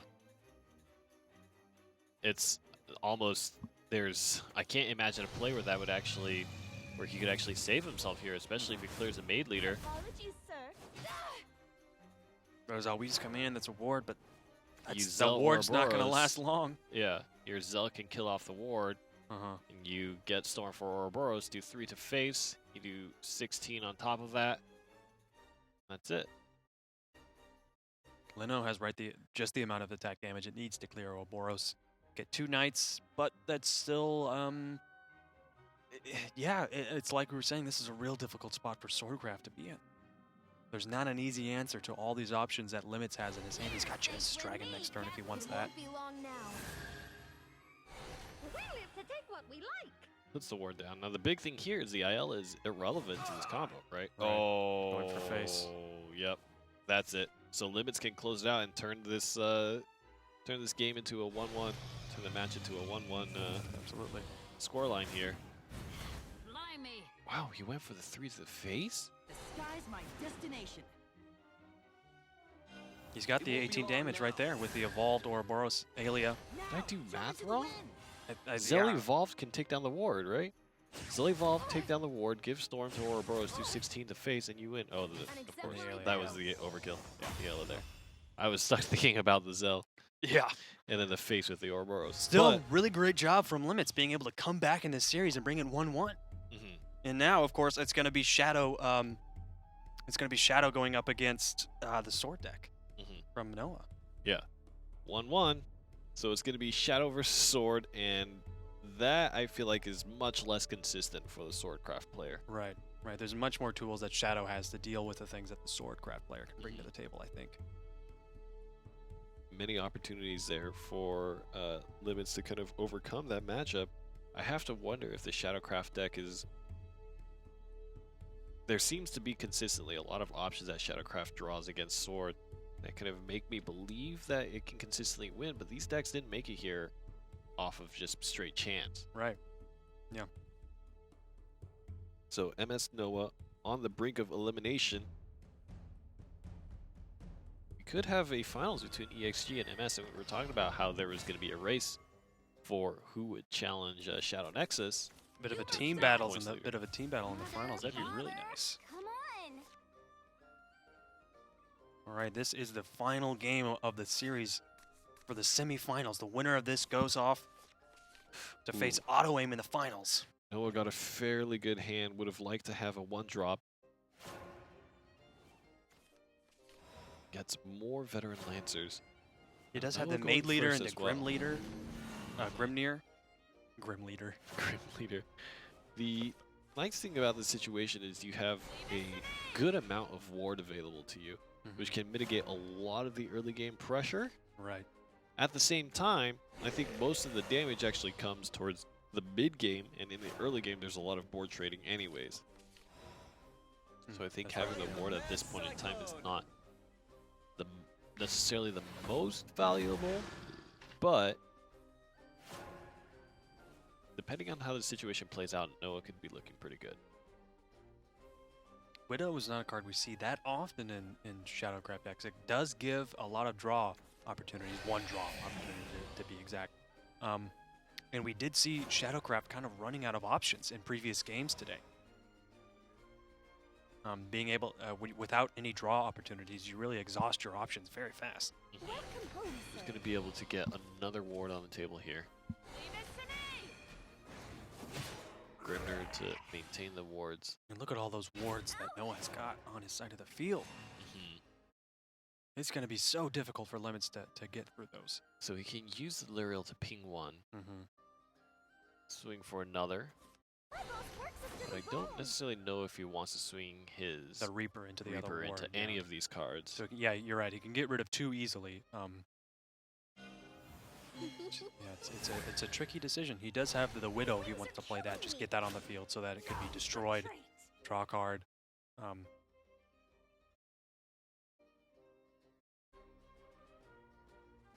There's a Luminous Mage in the hand of Noah for next turn. That's going to be a great 5-point play. It's really quite unfortunate is in this situation, Lyriel did not actually trade out with any of them, so the Shadow Reaper can actually be bumped. So he will trade on his own terms. It didn't get buffed up, didn't get the extra health. Yes, that's great. Noah could have evolved the Luminous Knight and gotten the extra attack bonus from that card. My sword brings hope. You are done Which he's for. still going to do that. Interesting. Shining Paladins, attack!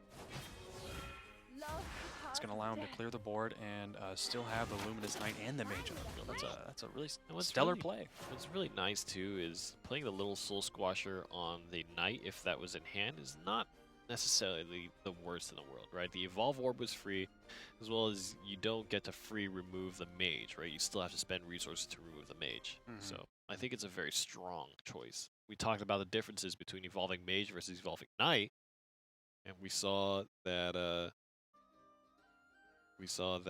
5 Pawns did a very good job of doing that. Or sorry, Auto Aim. The Aerial Archer going to get great effect here, being able to destroy the evolved Luminous Knight, trade into the Mage, And he can still summon Bone Chimera if he wants to, or the Widow. It's probably going to be the Chimera. Yeah, Chimera is going to give you a lot of board control here.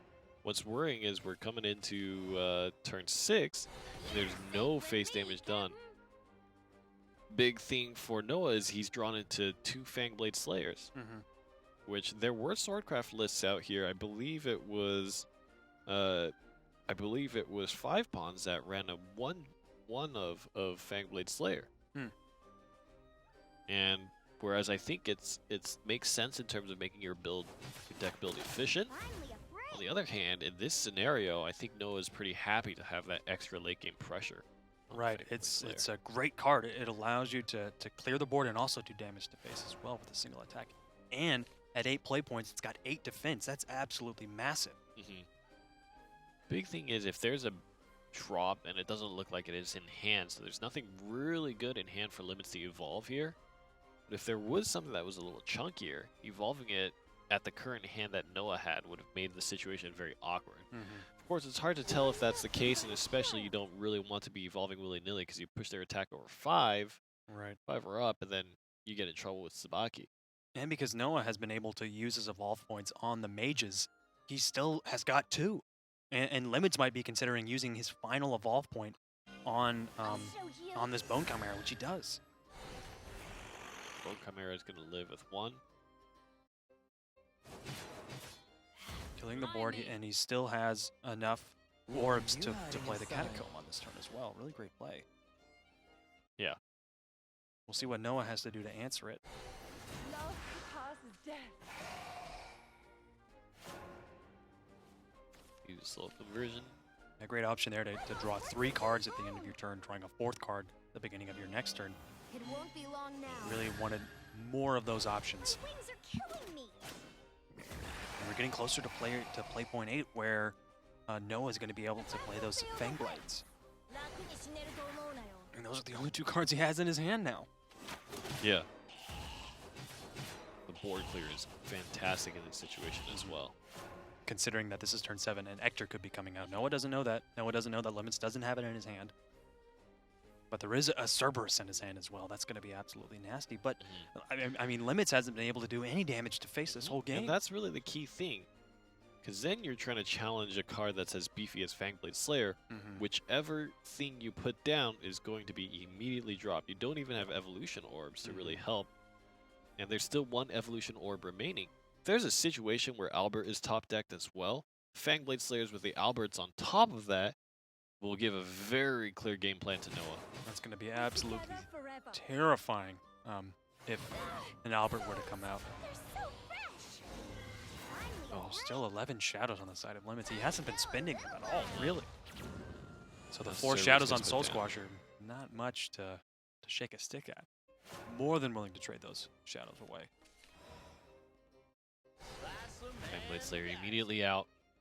Being able to take off Cerberus. Yep, 3 damage to face.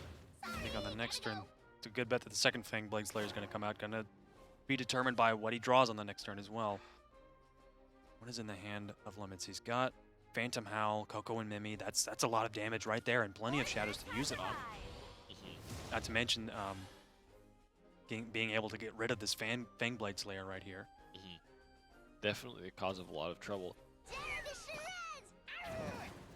And I like that choice because now you're going to get the Skeleton and you're going to be able to swing for 4. You wouldn't. Still have Mimi. Yep, and the 2 Phantom Howls. I have a feeling those cards are going to come in absolutely handy. But he's got a full board. If somehow Noah is able to clear this board, Hey, why so angry? My boss works up to the bone. He's going to evolve Lyriel. It's not going to clear the board fully. He's gonna have to leave 1 follower on the board.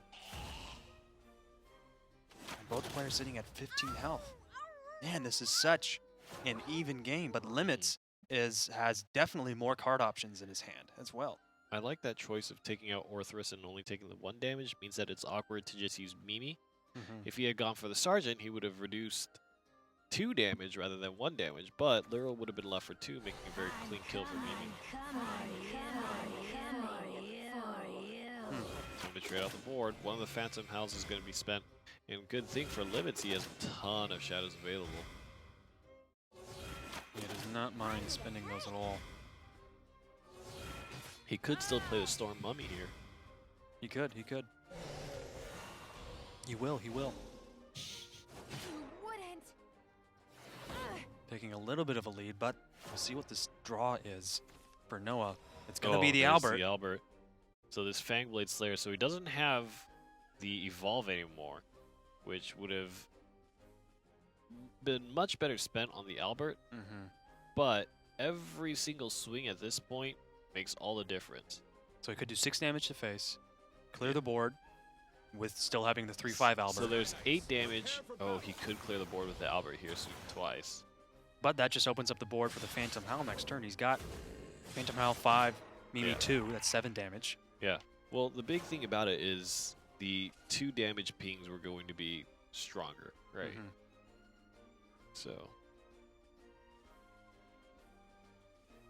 And using Phantom Howl, and maybe that essentially exhausts his whole hand, and he doesn't even have lethal. But, of course, ending your turn without a follower, doing damage after Phantom Howl, that doesn't give Fangblade Slayer a target. It has Rush, it doesn't have Storm. The longer you leave Albert up, though. Right. It's going to be chipping away that health, bleeding out limits. He's going to have to try to deal with that. He could trade the Ghosts into it and clear the board and get the Skull Beast on the board as well. But again, that's just giving a target to Fangblade Slayer.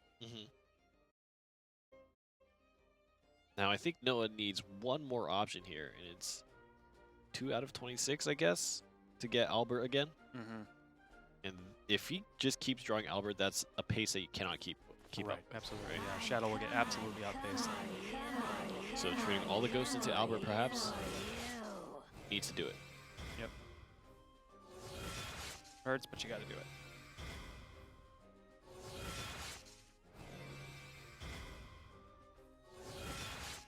See what this next draw is going to be for Noah. So this is Be absolutely crucial, but both players are looking real tired as far as their hands are concerned. Because Menachin, not the worst. Not the worst at all. He's going to be able to get at least Fangblade Slayer on his. So once on this his field this Fangblade turn. Slayer comes down, it's real trouble town. Because you get that free damage on the Skull Beast, and the damage to face, and the Fangblade Slayer is super healthy. Yeah, 7 it'll still health, have- 5 if you throw the Mimi on there. And that Fangblade Slayer looks like he's going to be living for a real long time. Oh, 2 Skull Beasts on the top deck right when you needed those at the beginning of the game. Oh, no. Oh, no. And Noah might be on his way to the finals. 2 Storm cards. And I think he's just running it down. Fangblade Slayer again. 3 more damage puts it at 6. If anything, Is there a top card deck that limits Albert. can draw? A top deck Albert. Oh, no. He will live 1 more turn here. Can remove the Novice Trooper. And put down the Soul Squasher for reasons. Still going to take 3-4 damage here.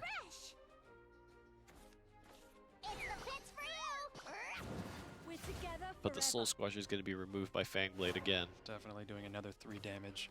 Oh, there's Grim there. Oh, Oh my gosh. God. And that's what we talk about with drawing into late game options, is that back to back to back, especially starting with the 2 Fangblade Slayers and into that Albert gave Noah so much pressure. 2-1, and we have our finalists decided. It's going to be 2 Swordcraft decks in the finals. Yeah, Swordcraft Shadow on both Dragoncraft was ends. not able to keep up.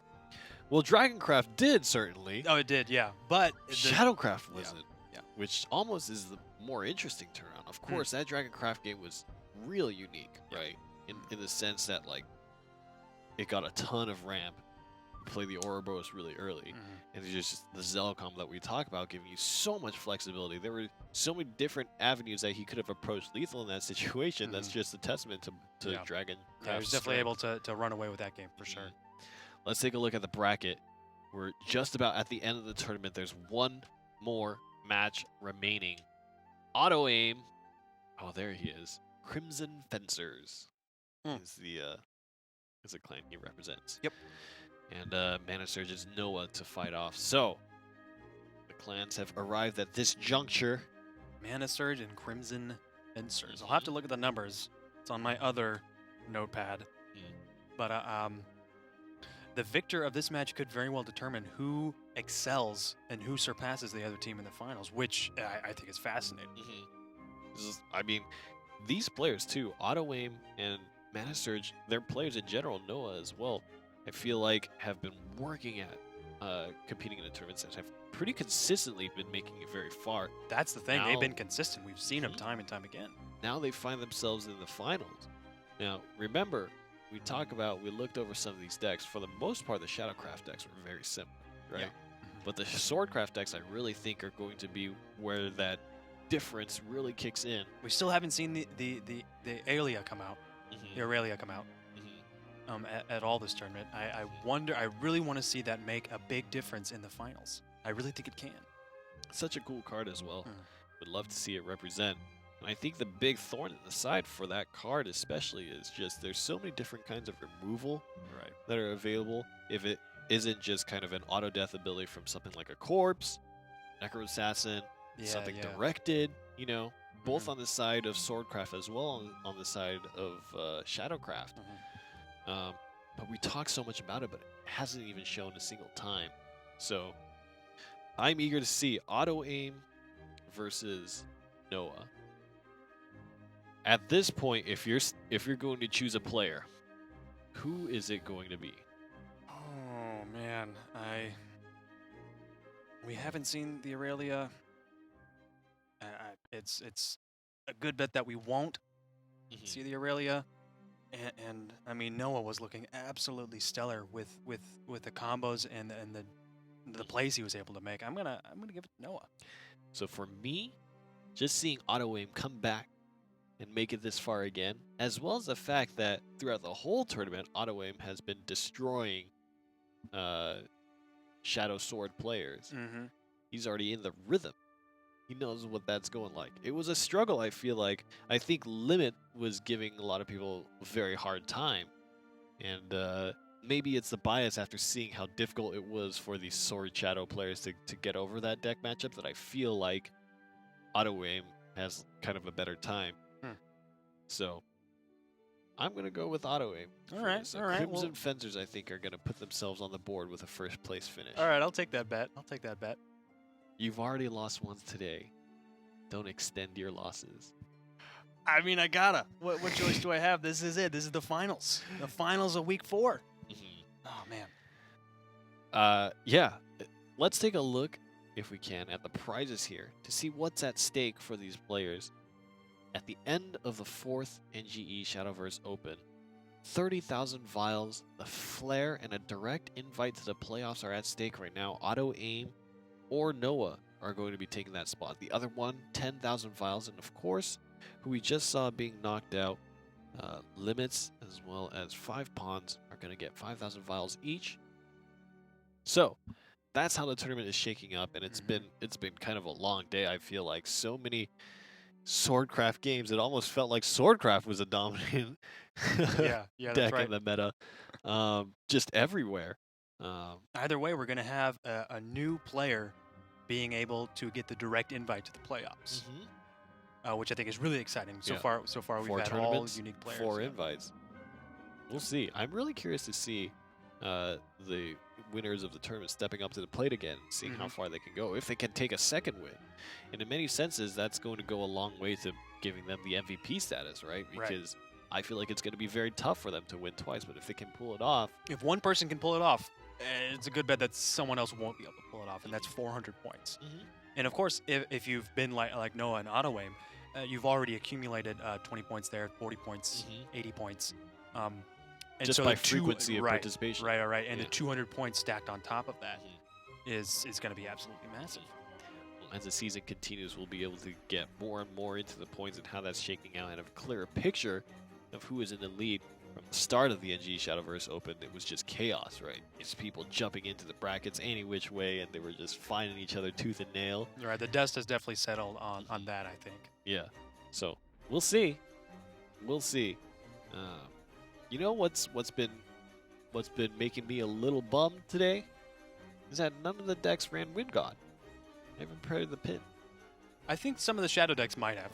I mean, that we see that card sometimes in Shadow decks. We talked do. about that earlier today. It just never But got dropped it today. just never got dropped today, at least not on stream. The other one is Erd. There's an Erd pin that maybe I could wear. And we see Maybe. Erd a lot. Yeah. Usually, typically, just actually one Erd, Mhm. which I think is kind of funny. Really great synergy with Lurching Corpse. Mhm. I usually prefer Necro Assassin. I like to see that card more often. Mhm. At least when compared to Erd, I think Necro Assassin Right. is a little bit better, being able to clear 2 followers if you use it on the Lurching Corpse. Mhm. But, of course, when you Erd Lurching Corpse, it summons another one, so that's already a second chance you have Yeah. to destroy another follower. It's just not as immediate. Right. Which, timing is everything in Shadowverse. Mhm. Sometimes you just want to blow their board away right at that moment. Mhm. But having the Lurching Corpse live another day means that there could be another situation that arises a few turns later, where then the Lurching Corpse says, "It's my time." Yeah, and then if the Aurelia comes on the field for auto aim in this next game, Lurching Corpse, he's itching for his moment, man. That's what he needs. That's what you need him for. We'll see if Aurelia can gain that spell protection. We'll see. Mhm. I'm excited. I'm excited. I've just thrown Coco to the side. I'm sorry. Yeah, he was just lying on his face over there. How dare you? He's tired. He wanted to take a nap. He was taking a nap. Okay. All You right. want to hold that one? I'll hold this one. I'll hold this one. Wait, can't see this. He's so cute. I can't. your It's evil like Your evil pet. it's like my evil pet. Yeah. Yeah. You know, the thing that I always like to mess around with is like pretending like they get summoned from this demon circle thing. Oh my gosh, that's terrifying. Just like appear from the desk. Okay, they didn't want any more of that. Thank God. Guy behind the desk was like, "Come on, we gotta shut these guys up." Nobody can witness the summoning of Coco and Mimi. That's why. No. That's why. It's not appropriate for Twitch streams.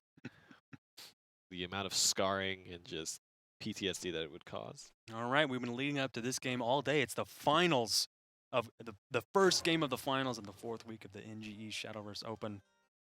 Shadow on the side of Noah, and auto aim starting with his Swordcraft deck. Now the curve's not looking great. If you drop, Now there's not a 1 or a 2 drop for Noah. That's boy, and he went first too. He had the play point advantage, and essentially giving the free Oh my advantage God. for the evolve orbs over he's to got auto aim. 3 luminous mages and Mm. 3 evolution orbs. He's just gonna be evolving. He's gonna from be turn 4 to forever. Yeah, I don't think there's ever going to be a turn where he doesn't evolve after turn 5 at least. This Or turn guy 4, yeah. is a huge supporter of Darwin's theory right here. Mm. At your service. Just he's really buying into the whole evolution idea. When you first said that, I was like, where is he going with this? Is that- oh. Ooh, I see. That's great. That's hilarious. That was like the lowest hanging fruit of that Yeah. joke. Yeah, that was real close to the ground there. And this Jay Leno's got a great chance to trade in to these skeletons and staying alive with 2 health. Yeah. Like, you know, upon closer inspection, what difference does it make whether he wears the mask or is a person with a wolf head? Makes a huge difference. What if he's like, He's still him. he's right, but you know, what if he's like a I don't know, like a preschool teacher?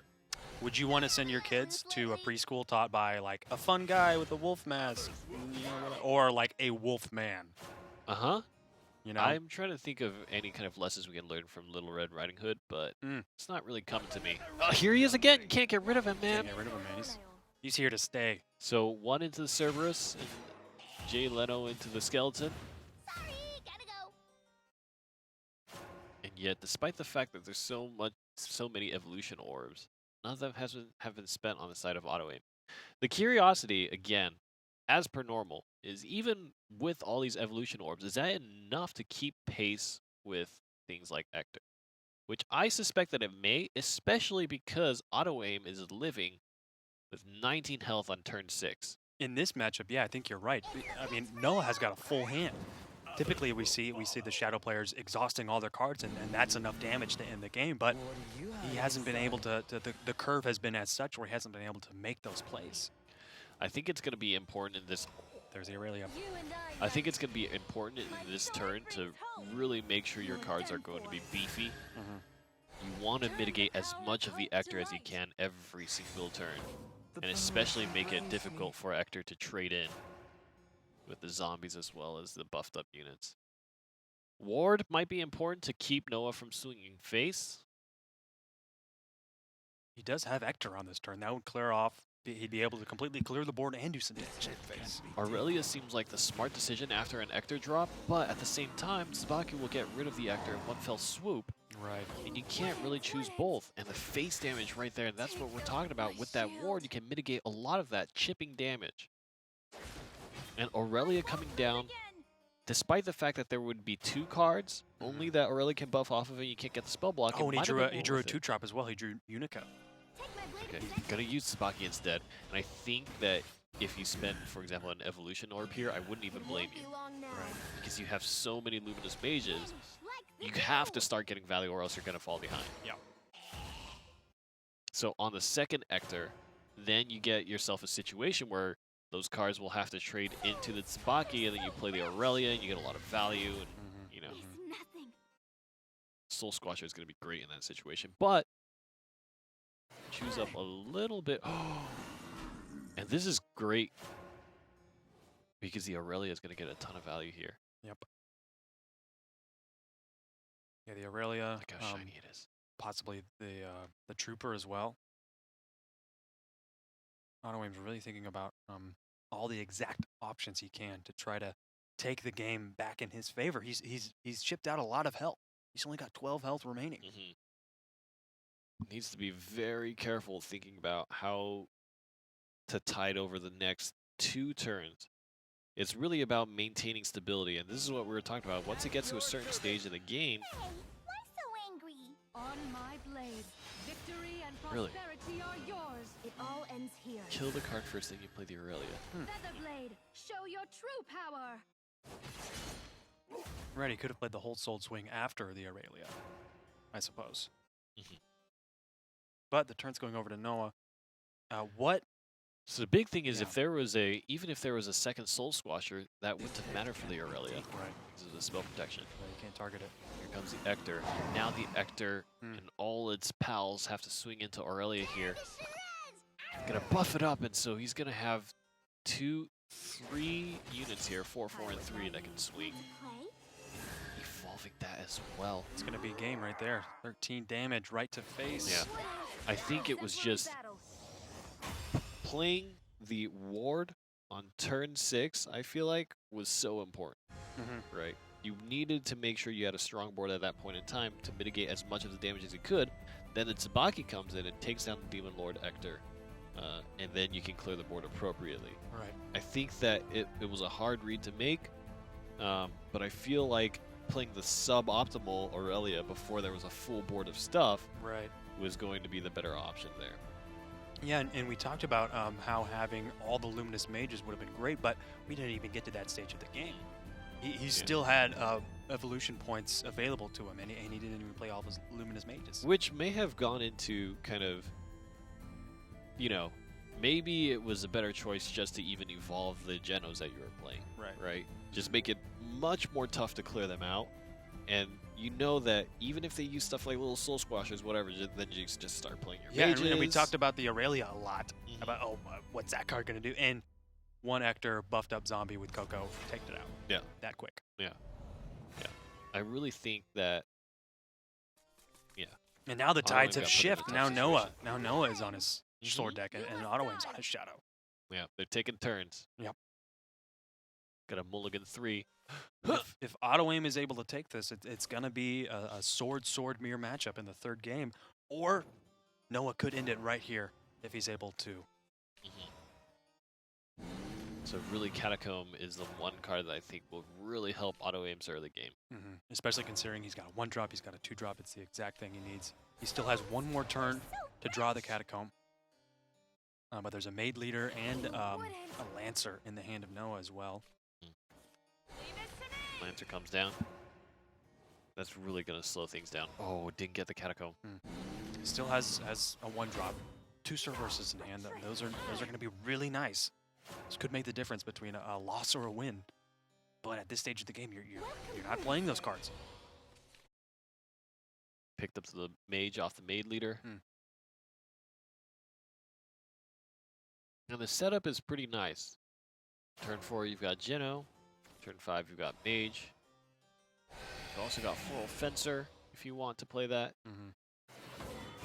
Apologies, sir. This is a tough situation to get a hold of. Yeah, you want to play Floral Fencer and evolve, attack one of the Skull Beasts, and you still have a pretty beefy follower and 2 other ones. But that, yeah, again, just feeding the Soul Reaper, the Shadow Reaper. And then Auto Aim's got Cerberus on next turn as well, followed by Death's Breath the turn after that. I think we're going to see another Cerberus traded into a Floral Fencer. Yeah, we've seen that interaction so many times, just the 4 turn and the 5 turn. The way that these deck compositions work out, that's usually the curve that both players are striving for. You want to have Cerberus on turn 5 or turn 6 where you can use one of the Cocos and Mimis, and you want to have Floral Fencer on turn 4 if you're going second. I wonder if he's going to throw his Shadow Reaper into the night after trading the Skull Beast, or if he's going to go face for 3.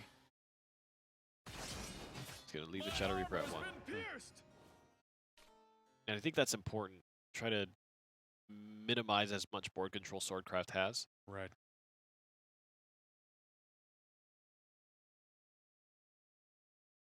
Of course, this next turn, Luminous Mage is in the hand of Noah.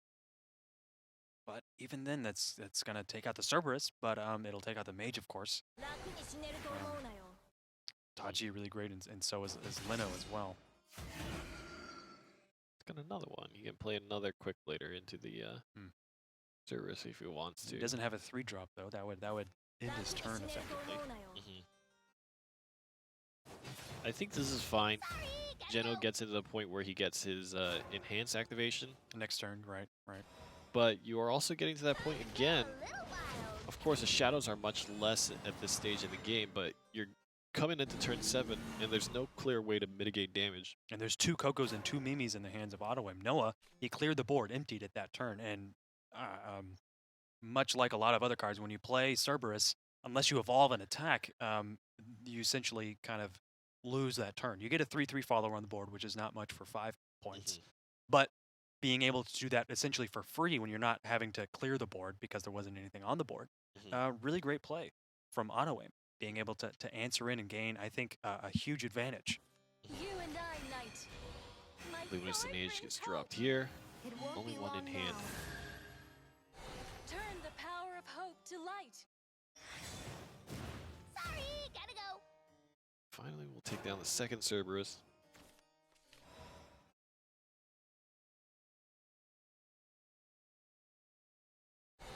Death's Breath is the choice, and I think that's a good choice. It's the pits for you.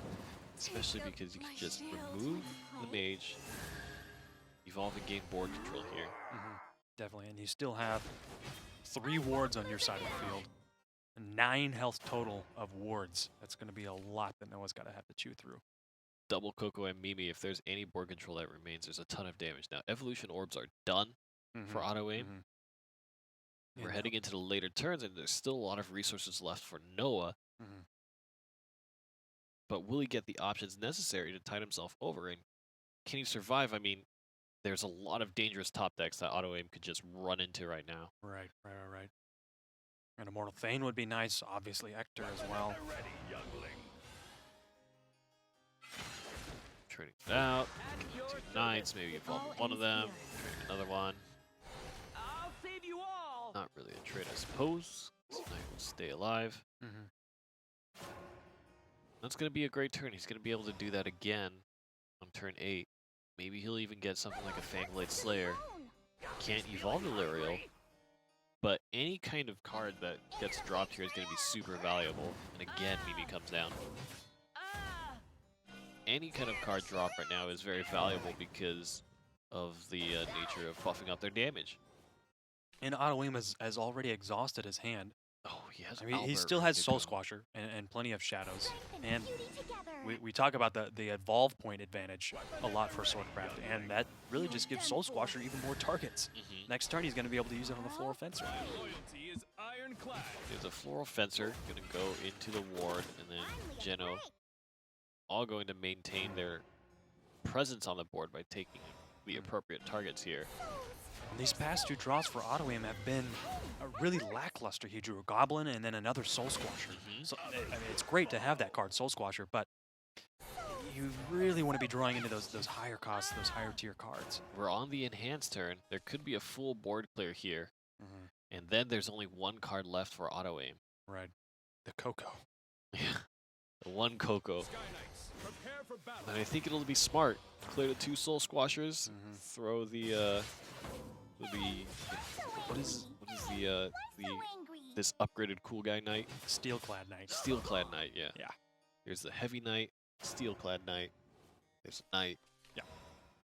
With Orthrus, this is a really difficult spot for Auto Aim to be in. Armor has been pierced. There's not a whole lot of answers he has. He's going to be able to Alweda's next turn with Lancer if he wants to. Oh, a second God. Alweda's.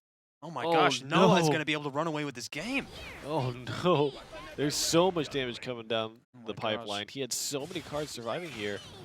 And this is the first damage that he's doing to face. He's been playing Yeah. control this whole game, hoping that he gets to this point that he just did. Caffeinated Albert is pretty good. Oh, with another Goblin draw, no. That's not cool. That's not good. That's going to be game. Noah running away with it. Oh no! That is the whole hand for Auto Aim. So much pressure put on the board by oh Noah. my God! And There's the Grimnir as Grimnir. well. How that turned on its head so quick. Noah was able to stay alive. He lost 8 health and was able to stay alive, keeping on to Tsubaki, holding on to Albert Oh. until he got to the later stage of the game, and it really served him well. That enhanced Albert, getting 3 turns with an enhanced Albert. Absolutely insane. I've never seen anything like it. And Noah will take the win. In fact, Auto Aim was not able, didn't pray to Coco and Mimi to give them the victory. And that's what happens when you don't respect Cerberus. Yep. Played 2 of them. I really feel like a lot of that stemmed from just a huge loss in tempo, getting a whole bunch of Soul Squashers at the end. Was able to take out things like Floor Fencer, but at that point, you're really looking to close out the game, right? You're not looking to take control of the match. Right. You really just want to push for the win at that point.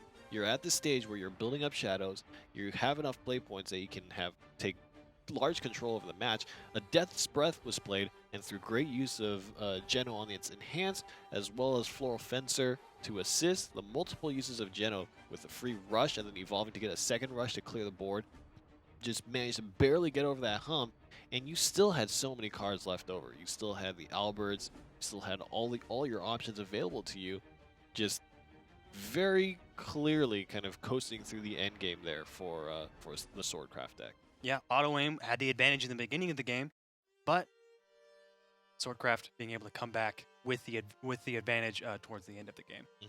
Let's take a look at the bracket to see what the end of the NGE Shadowverse Open number 4 looks like. MS Noah with the win. Mana Surge will take the Man. points. That's 200 points for Mana Surge.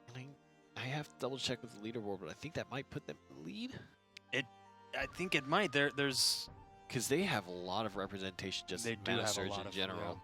yeah. And now with Noah taking the win here, of course the points are individuals based, but it's just fun to track how the teams are doing overall. Mana Surge is very active in the tournaments, and now finally they have a member that has taken the win. NGE Shadowverse Open. Mana Surge, Noah will be receiving a direct invite to the playoff stage, and there's still 6 more tournaments to go. So 6 more people to potentially be invited out to join Cure Mango, Exodium, Lest, and now Noah himself. That's a lot of points. That's a lot of vials that are the prizes. It's going to be interesting to see who can clinch those precious invites. And the Flare as well, going to Noah. Oh, that's right. Yeah. And currently, the MVP Flare will probably be heading their direction as well, unless people can push the tide back. Summary of today. Swords everywhere. Swords everywhere, making a comeback, man. A serious comeback. Unlimited swords. One could say unlimited blades. Blades of Resentment. All right. We need to keep our composure here. It's too late in the evening. Apologies. Shadowverse.nge.io. Go there to find any tournament information that you may have, that you may be wanting to acquire. Sorry. You can find a schedule of the broadcasts, previous winners, rule sets, how to join, all that kind of information. Go to @WatchNG. Tell us how you felt about Swordcraft, how you felt about the tournament results today. Also tell us about Ouroboros. What's his story? What's his deal, man? Geno, what's his deal? And watch. What was the phrase? Check this out. Check this out. Yep. Check this out. And Is that check even a check thing? out that Deepwood Anomaly animation because that's Yeah. pretty sweet. You can definitely do that at WatchNG. Of course, make sure to sign up for the giveaway. Twitch panel will give you the information there at WatchNG on Twitter for a chance to win 3,500 vials. That's one legendary that you can craft. And I think that what a long day. What a long day. It's been a good day. I never expected to see this happen. I thought that Dragoncraft was going to be much more prominent here, but it seems that Swordcraft was able to take the win over it. Yeah, definitely. Definitely. We'll see what shapes up next week, what the answer to this dominant Swordcraft is going to be. All right, so congratulations once again to MS Noah for taking first place. Of course, another congratulations to Ottawin for taking second. Also, thank you very much to the one and only Mofumoka for joining us, taking time out of his very busy day, his very sleepy morning, to talk Shadowverse with us, to give us some insight, to talk to us about how Dragoncraft and Shadowcraft can be so successful, and to be awed by our side with Swordcraft's success in today's tournament. That's Sterling. I'm Rainey. And that will wrap up the 4th broadcast of the NGE Shadowverse Open. We'll see you guys next week for more.